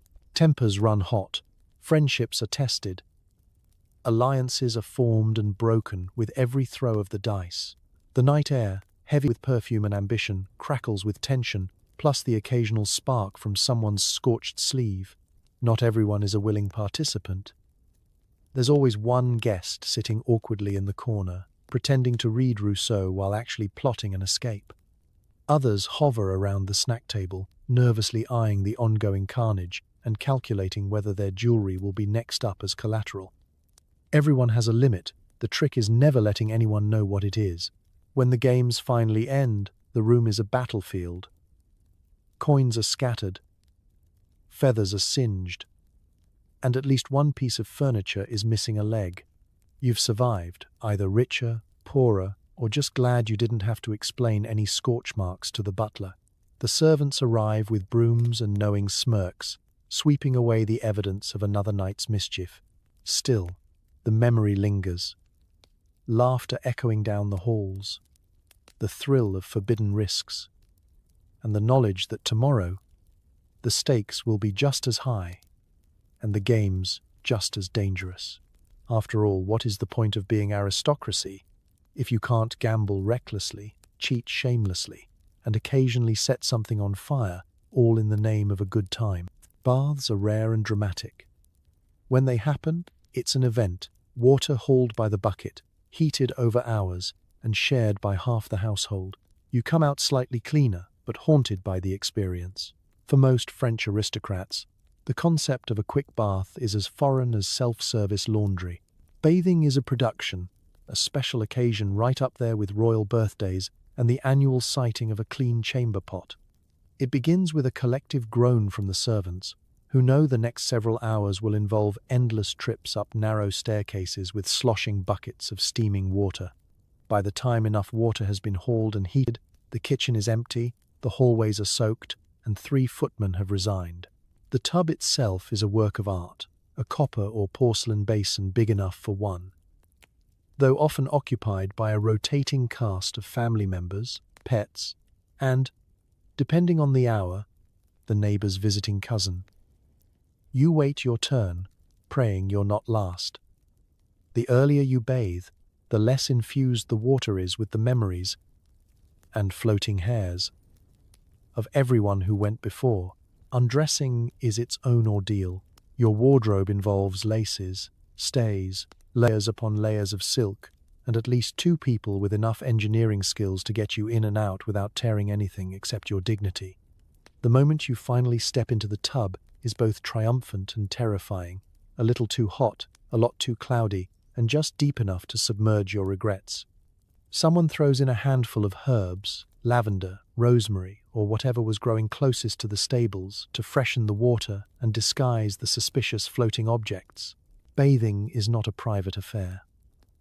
A parade of maids comes through, offering soap made from lard and ashes, slightly gritty, scrubbing brushes, and questionable advice on skincare. If you're a person of true status, a hired bath attendant will wash your back while politely ignoring your attempts at small talk and your visible discomfort. Gossip floats as easily as the petals on the surface. Who's in love, who's in trouble, and who's rumored to have skipped their bath entirely last quarter. Soap is more for show than sanitation. You rub it on, watching it slide off into murky oblivion, and call it a day. Rinsing requires more buckets of lukewarm by now. Water dumped unceremoniously over your head. The entire process is punctuated by squeals gasps, and the occasional shriek when a frog, or worse, leaps from the depths of the tub. There is always a frog. No one knows why. Emerging from the bath, you're handed a rough linen towel. Drying off is half massage, half exorcism. You're desperately trying to remove whatever is clinging to you, physically or emotionally. A quick inspection in the mirror reveals you're only marginally cleaner than before, but now you smell faintly of wet grass and defeat. Now comes the drying ritual. Powder everywhere, a light mist of rosewater, and a fresh change of clothes, assuming you didn't sweat through them in the process. You stand by the window, hoping the breeze will do what centuries of hygiene have failed to accomplish. Later, you'll tell everyone at dinner how refreshing your bath was, artfully dodging the truth about the family of spiders you discovered in the tub drain. The servants whisper about how much water was wasted, and someone in the kitchen will make a joke about how the vegetables are cleaner than the marquee this month. And so, you make a mental note to bathe again soon, which, in aristocratic terms, means maybe before the next full moon. After all, cleanliness is relative. Drama is inevitable. And the less said about what's still lurking at the bottom of the tub, the better. Welcome to bathing, 18th century style. An ordeal, a spectacle, and a story you'll be telling and trying to forget until next month's adventure. Dinner is where the real decadence and danger begin. Exotic meats, forbidden mushrooms, and gallons of claret are served under crystal chandeliers. Food poisoning is just part of the thrill. As dusk settles and the candles are lit, the chateau transforms into a theater of appetite and anxiety. The table stretches on forever, gleaming with silver platters, golden goblets, and so many forks that you need a roadmap or a discreet nudge from your neighbor. Just to navigate your place setting, the air is thick with perfume, wood smoke, and anticipation. It's a show of abundance, at least, for the lucky few at the high table. The first course arrives in a parade of footmen. Tiny birds in elaborate pastry shells, stewed quails, and platters of game, hunted at great expense, and, if you're honest, questionable legality. You fork a slice of venison, eyeing it for movement, and politely ignore the fact that some dishes are rumored to contain endangered species or gifts from neighboring estates. Culinary diplomacy at its most hazardous. Bread is abundant, but variety is scarce. There's the hard, brown loaf that could double as a weapon, and the white, fluffy rolls strictly reserved for the nobility. Each course is an adventure, featuring ingredients you've never seen and spices that cost more than your valet's yearly wage. The salt is kept locked in a little chest, the key dangling from the butler's neck like the Holy Grail. But with each decadent platter comes risk. The line between delicacy and disaster is razor thin. Those wild mushrooms might be a delicious treat, or they might send you hallucinating into next week. The oysters arrive, glistening and raw, as a test of both bravery and gastrointestinal fortitude. If you decline, you're a coward. If you indulge, you might not make it to dessert. At least if you fall ill, the apothecary is already on call, and you won't be the first to slip away mid-feast. Wine flows freely. Claret, Burgundy, champagne, the glasses are never empty, and neither are the conversations. Toasts are made to the king, to love, to the chef, who may or may not be hiding in the pantry, sweating bullets. With every refill, tongues loosen and secrets spill. By the time the main roast arrives, the table is a cacophony of laughter, scandal, and the occasional discreet belch muffled behind a napkin. Between courses, entertainment abounds. Minstrels serenade you with questionable harmonies. A nervous poet recites verses that sail straight over the heads of half the audience. And the court jester tiptoes through the crowd, risking life and limb for a half-hearted chuckle. At some point, a heated debate erupts over whether last night's duck was succulent or simply still moving. Not everyone at the table eats equally. The further you are from the head, the slimmer your pickings. While the duke spears the last piece of pheasant, you make do with whatever's left, a congealed spoonful of aspic, a wilted vegetable, or the lingering hope that dessert will be less terrifying. The lowest servants wait in the shadows, eyeing the platters for leftovers, ready to swoop in at the faintest nod from the butler. Dessert is the grand finale. Towers of candied fruit, marzipan sculptures, shaped like mythological creatures, cakes so dense you need a knife and possibly a small hammer. Sweet wine is passed, the children grow giddy, and you begin to pray that the after-dinner entertainment doesn't involve audience participation.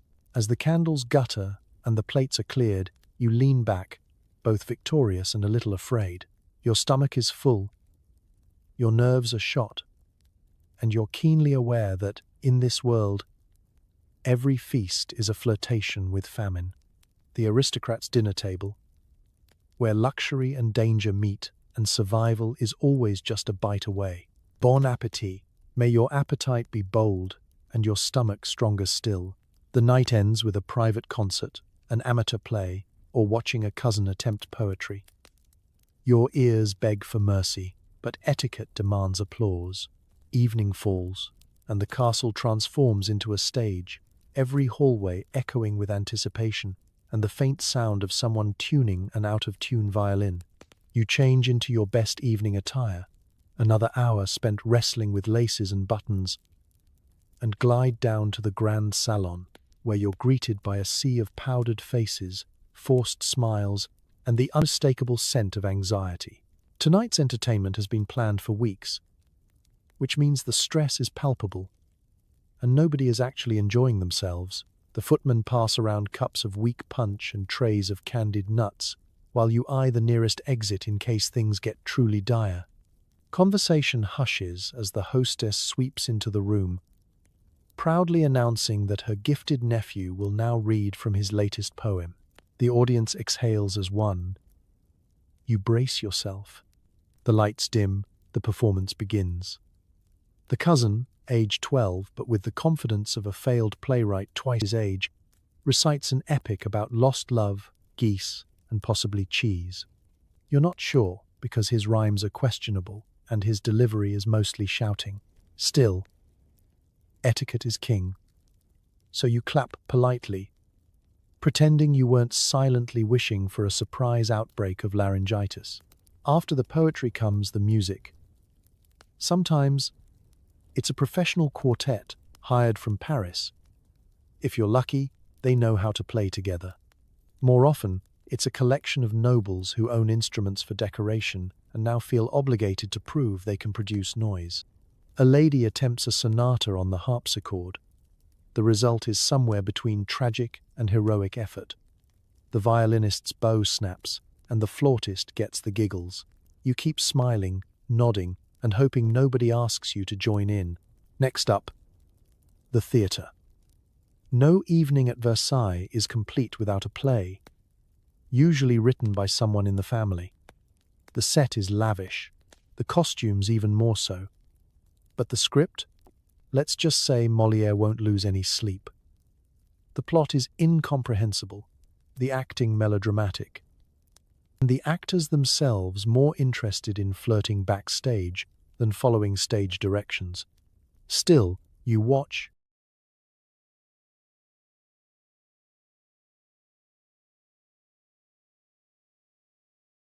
You clap, and you compliment the performance with a straight face. That's the art of survival. But the worst is yet to come. Audience participation. Suddenly, you're volunteered to read a line, join a dance, or, worst of all, improvise a song. You pray for divine intervention, or at least a conveniently timed fire drill. But etiquette is unforgiving, and refusing is a social faux pas that could haunt your reputation all season. In between acts, the gossip flows. You murmur about who flubbed their solo, who wore the wrong shoes, and whether the hostess's poodle actually bit the tenor, or if it was just playful enthusiasm. Some guests disappear into shadowy corners to conduct their own private performances, while others sneak out to the garden, grateful for the peace and the crickets. For all its awkwardness, evening entertainment serves a purpose. It's a test of manners, patience, and your ability to keep a straight face. It offers new material for tomorrow's scandals: who blushed at whose joke, who missed their cue, who fell asleep mid-aria and had to be poked awake by a sympathetic footman. As the final note dies away and the last applause echoes through the gilded halls, you rise, exhausted, ears ringing and cheeks aching from all that polite smiling. You survived. You did not yawn, at least not obviously. You did not flee far. And you gave the required applause. And that, in the end, is the true art of the aristocratic evening. Enduring the tortures of taste with dignity and just a hint of wax in your ears. Bedtime means prayers, potions, and pretending your sheets don't smell like everything you ate this week. You ponder mortality, the price of soap, and whether the footman is still waiting outside your door. The grand finale of your aristocratic day begins not with rest, but with ritual. Preparing for bed is a drawn-out affair, less about relaxation and more about warding off whatever calamities the night might hold. First come the prayers. You kneel on a cushion so old and lumpy you suspect it was once used in a jousting tournament, and mutter your way through a litany of saints. You pray for your health, for your soul, for your creditors to lose your address, and, most fervently, that the rats in the walls have found somewhere else to party tonight.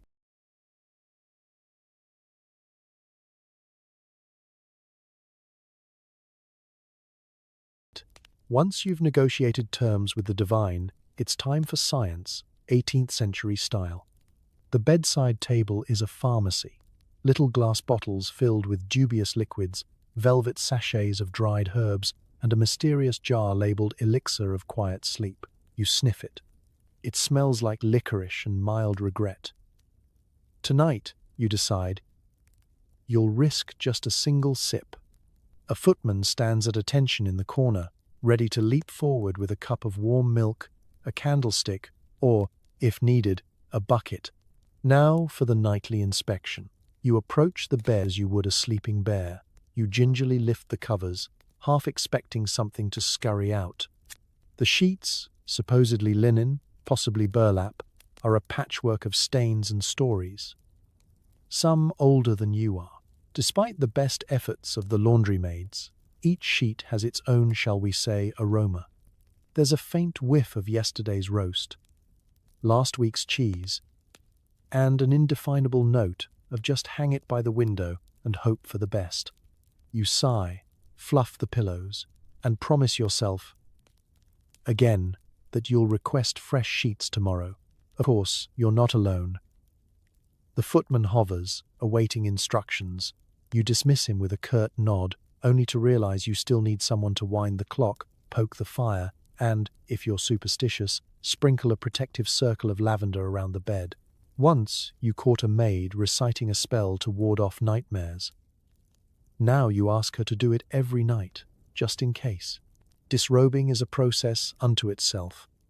Buttons are unfastened, ribbons untied, and layer upon layer of fabric is peeled away like an onion with delusions of grandeur. A final dusting of powder, a dab of scented oil behind each ear, and you're ready to slip into your nightshirt. A garment designed for modesty, warmth, and the easy transmission of dreams involving angry geese. You climb into bed and immediately regret it.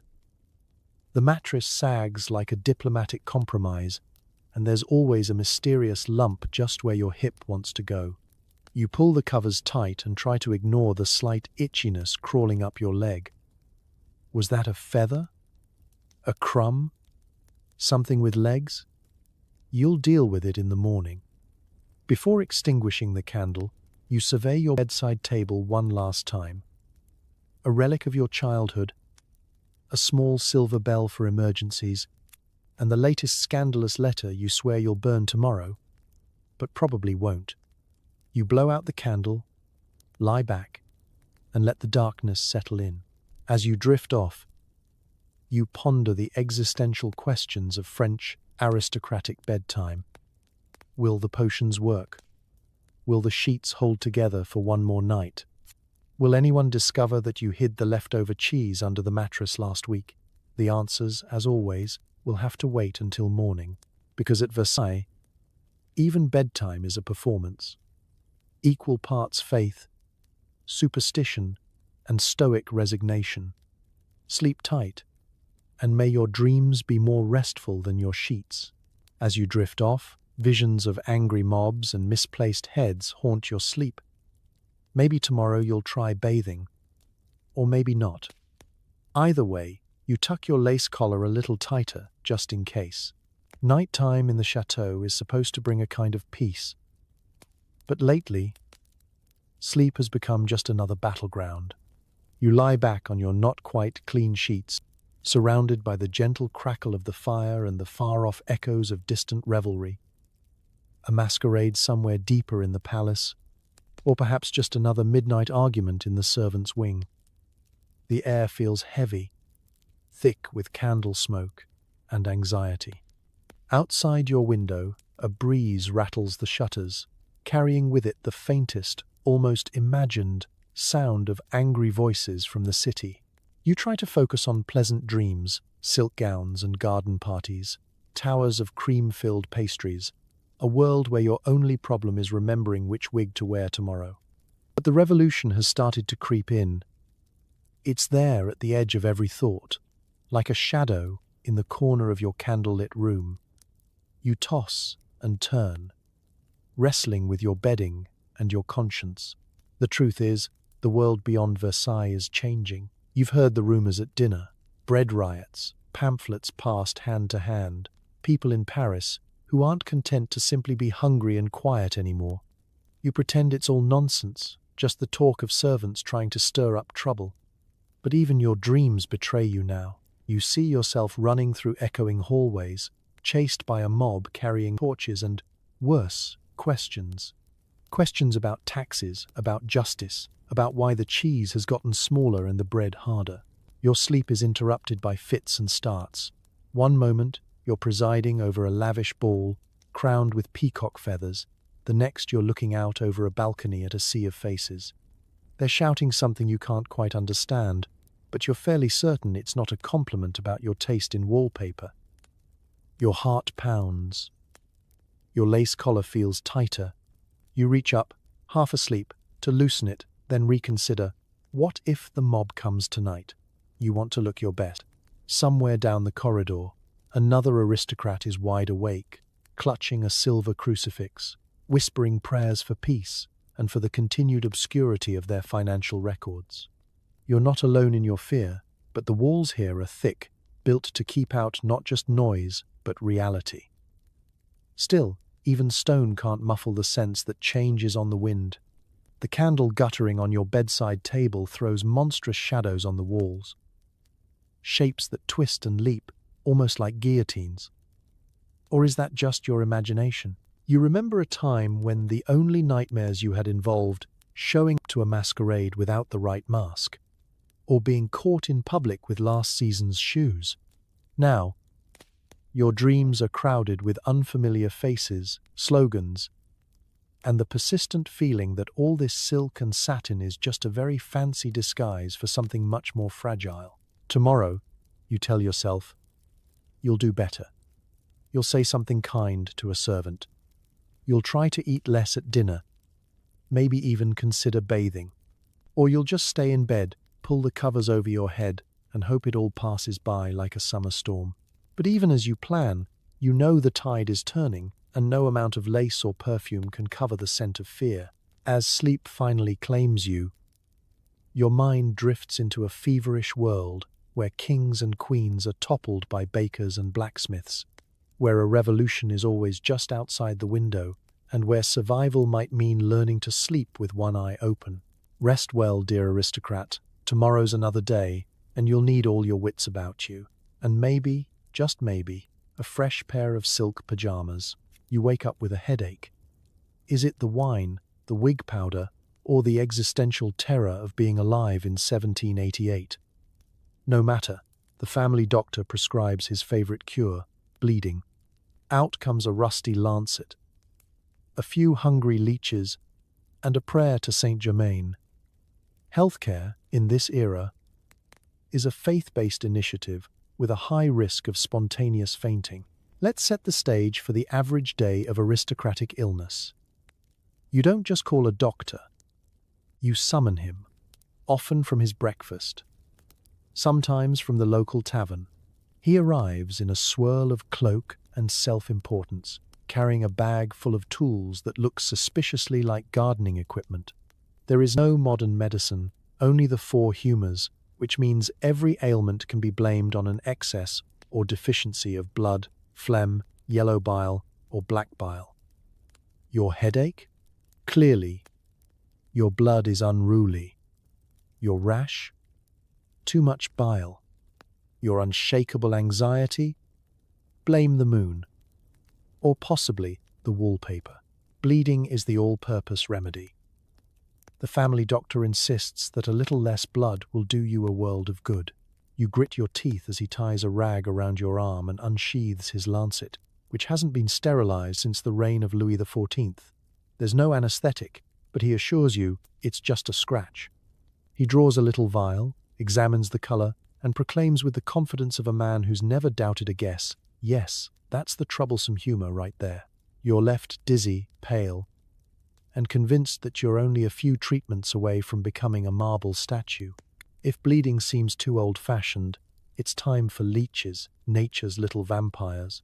The doctor places them with great ceremony, usually on the most inconvenient spot possible, your temples, your ankles, or directly in your wig line. You're expected to lie perfectly still while the leeches do their work, which means thinking about your choices in life and whether you really needed that second helping of aspic at dinner. Leeches are said to cure everything from gout to heartbreak, though the only thing they reliably treat is optimism. Next comes the prescription phase. The apothecary sends over a selection of potions in little glass bottles, each with a label that might as well read, "Good luck." There's syrup of poppy for pain, read, "Mild confusion and uncontrollable napping," mercury for fevers, enjoy the hallucinations, and the ever-popular unicorn horn powder, which is actually just ground-up deer antler and wishful thinking. If your stomach doesn't settle, you can always try a poultice of herbs, bread, and mud, applied directly to the forehead for that freshly frosted look. Of course, no treatment is complete without a generous side of religious intervention. The family chaplain stops by to offer prayers, light a candle, and drop a few cryptic hints about sin and spiritual imbalance. You're reminded that your suffering might be divine punishment for eating meat on a Friday or failing to tip your valet at Christmas. Spiritual guilt, the original side effect. For more persistent problems, you're sent to the country for rest, which means locking yourself in a drafty chateau and waiting to either recover or become a local ghost story. If things turn dire, the barber surgeon is called. The same man who trims your wig will cheerfully pull teeth, lance boils, and, should all else fail, apply enough leeches to form a living hat. Recovery is a miracle, but so is survival. You emerge from treatment weaker, paler, and with a newfound respect for modern aspirin. The next time you feel a tickle in your throat, you debate whether it's worth the cure. In the world of French aristocracy, medicine is an adventure, a blend of hope, horror, and whatever happens to be crawling in the apothecary's jars. Congratulations!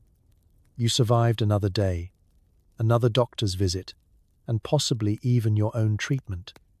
Now, time to celebrate, carefully. After all, you wouldn't want to overexert your humours. Every self-respecting noble has a private chapel, mostly to speedrun forgiveness for everything they did at last night's dinner. You kneel in velvet, confessing only the fun sins. The priest is paid well to absolve, but everyone knows he's really there for the cheese and gossip. Stepping into your private chapel is like stepping into another world.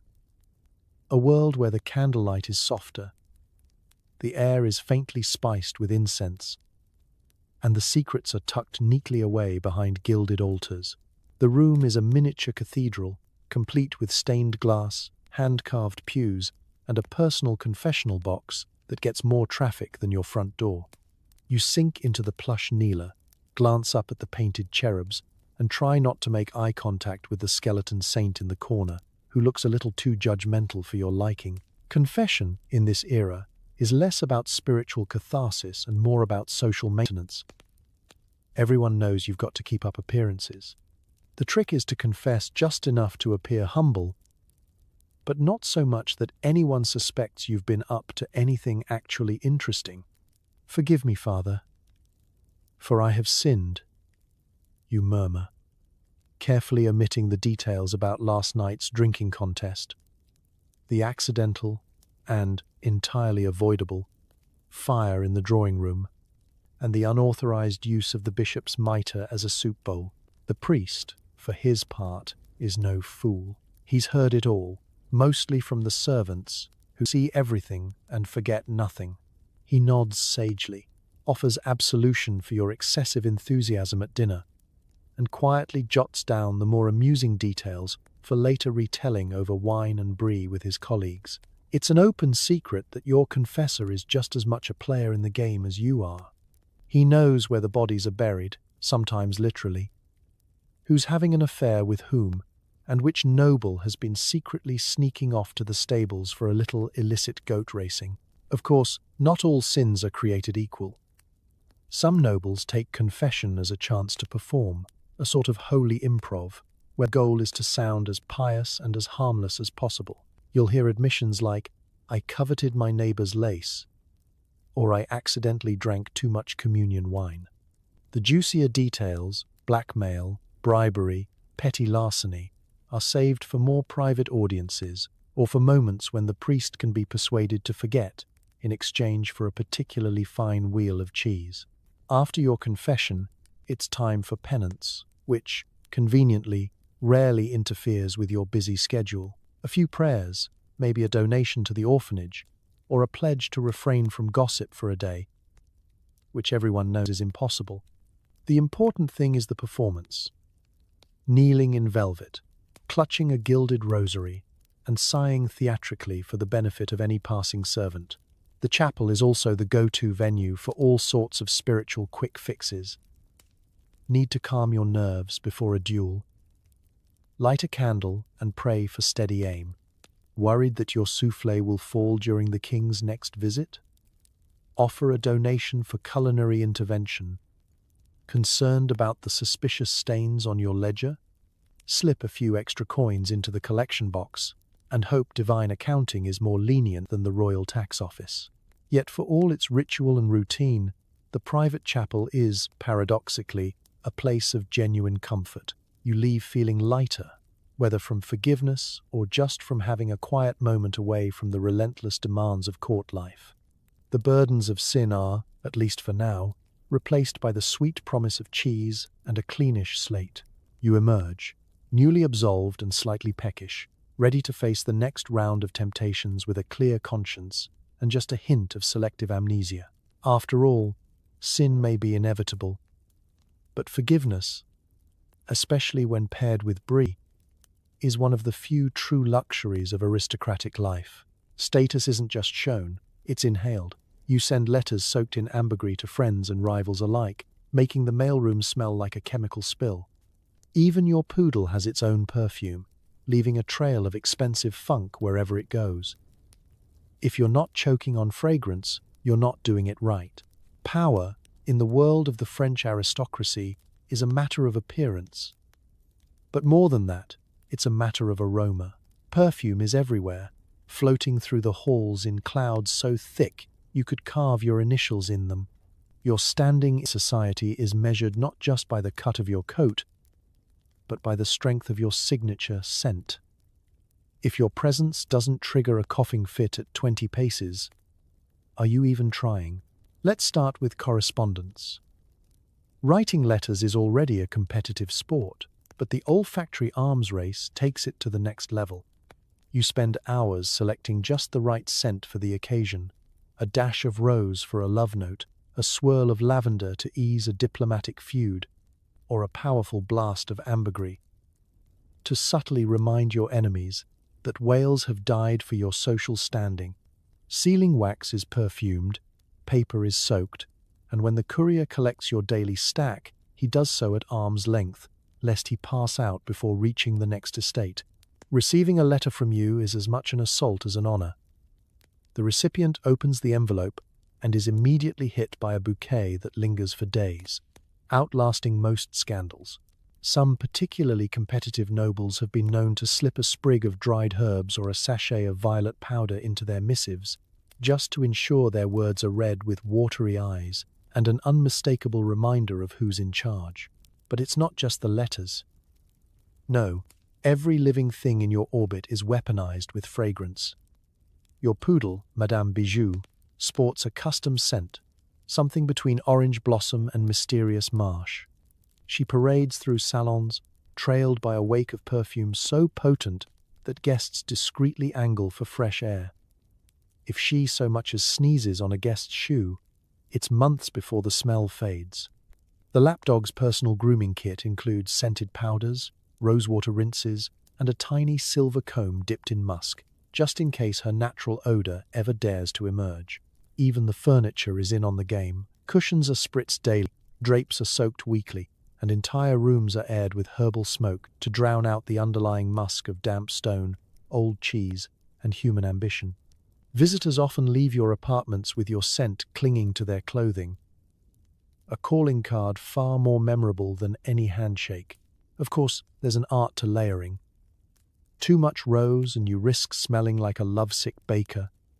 Too much civet, and you're exiled to the garden until the air clears. The most accomplished noses can detect 12 different notes in a single whiff, from spicy clove to that subtle hint of old library you had blended, especially for the winter social season. And what of the downsides?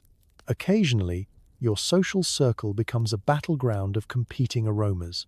Dinner parties descend into chaos as clashing perfumes battle for supremacy, leaving the less robust guests gasping for air and the servants praying for a strong breeze. The only way to win is to go bigger, bolder, and, if necessary, more expensive. Your annual budget for fragrance could feed a village for a year, but priorities are priorities. Still, you drift through it all serenely, confident that your legacy won't be your wit, your wealth, or your questionable moral decisions, but your unforgettable, unstoppable scent. As you pen your next letter and dab a touch more ambergris on the dog, you smile. In this world, power isn't just a look. It's a smell that announces you've arrived, lingers after you leave, and occasionally clears a room faster than politics ever could. Your walls are covered in the finest portraits, most of them featuring relatives you never liked, in poses they never managed in real life. Unfortunately, centuries of bad ventilation mean every painting is accompanied by a thriving colony of mysterious spores. You can practically hear your immune system groaning in protest. Art is the soul of the aristocratic home, or at least, that's what you tell yourself every time you pass another oil painting of your great-uncle staring moodily at a bowl of fruit. Collecting art isn't just about taste. It's about family pride, social status, and having something to point at when the conversation dries up during yet another interminable dinner. Yes, that's the Baroness. No, she never actually rode a horse. We just thought it looked heroic. Each portrait is more elaborate than the last. There are brooding ancestors in elaborate periwigs, toddlers swaddled in enough lace to curtain the palace, and at least one cousin who insisted on being painted with their favorite goose. You've got battle scenes, hunting parties, and a very suspicious allegorical painting involving a cherub, a pineapple, and what may or may not be a statement about the family's sugar investments. The grander the frame, the bigger the ego. But the real star of the gallery isn't the subject, it's the texture. Generations of open fires, candle soot, and damp stone walls have given each masterpiece a certain lived-in look. You run your fingers along a canvas and find a layer of dust, followed by a layer of what might be mold, followed by a vague sense of regret. Somewhere under all that, a pair of painted eyes follows you around the room, silently judging your choices, particularly your decision to skip last month's bath. Ventilation, as it turns out, is not a strong suit of palatial architecture. Windows are tightly shuttered to keep out the commoners and the cold, but unfortunately, this just keeps in the musty, mushroom-scented air. Some rooms are so thick with spores and mildew that you can practically feel the portraits multiplying behind your back. The staff does what they can, waving fans, burning bundles of herbs, occasionally scraping the walls with a bread knife. But the fungi always win. It's less an art collection, more a petri dish in a gilded frame. And it's not just the paintings, tapestries, statuary, and rare objets d'art all join the parade of allergens. A tour through your drawing room is a tour through history and through several generations of microbial evolution. If you're lucky, you escape with nothing more than a sneeze. If you're unlucky, you develop a mysterious rash that becomes the talk of the next salon. Still, there's no denying the power of a well-placed portrait. Guests are impressed by the sheer number of ancestors staring sternly down at them, especially after a few glasses of claret. You can always find a painting to fit the mood, the stern patriarch for intimidating rivals, the simpering maiden for romantic conversation, or the pouting child for deflecting questions about your own ability to produce an heir. It's social chess, played with oil and canvas. Of course, owning great art isn't just about appearances. Sometimes it's a health hazard. Once, a mysterious green haze started growing behind Aunt Isabel's portrait. The local physician diagnosed it as painter's melancholy. A cure was never found. But the frame now sports a charming collection of herbal sachets, changed weekly in vain. But for all the respiratory risks, you wouldn't trade your gallery for anything. The portraits bear witness to the absurdity, ambition, and outright oddness of your bloodline. They remind you that aristocratic life is equal parts pageantry and farce. A comedy of generations immortalized in linseed oil and mildew. So you cough politely, offer your guests a scented handkerchief, and stroll through your ancestral hall. If nothing else, it's proof that in the aristocratic world, status isn't just inherited, it's airborne. So here you are, back in your own bed, a survivor of powdered wigs, questionable cheese, and more personal scents than a perfume shop fire. You've navigated a day in the world of the French aristocracy, a place where the rich were rarely clean, the food was occasionally deadly, and the only thing thicker than the perfume was the denial. You've endured lacy collars that cut off your circulation, meals that doubled as health risks, and medical care that involved more bloodletting than a vampire convention. You learned the hard way that being an aristocrat didn't mean being comfortable. It just meant your chamber pot was fancier and your gossip more expensive. And yet, even with all their filth and folly, these people managed to build palaces, throw parties, and survive the chaos of their own ridiculous routines, at least, until the day the revolution knocked at the door. So tonight, as you tuck yourself into clean sheets, take a quiet moment to appreciate everything you have: hot water, toothpaste, private bathrooms, and the comforting knowledge that nobody is going to sneak into your room and dump a chamber pot out the window. Maybe send up a silent thank you to all the unlucky souls who paved the way for modern plumbing and who taught us that sometimes too much perfume is just too much. Because history, in all its mess and madness, is proof that people will always find a way to adapt, to laugh, and to keep going, no matter how many layers of velvet and lice they're hiding underneath. The next time life feels unfair, remember, you could be wearing a powdered wig and sleeping with a poodle that smells like musk. Rest easy. You made it through another historical horror show,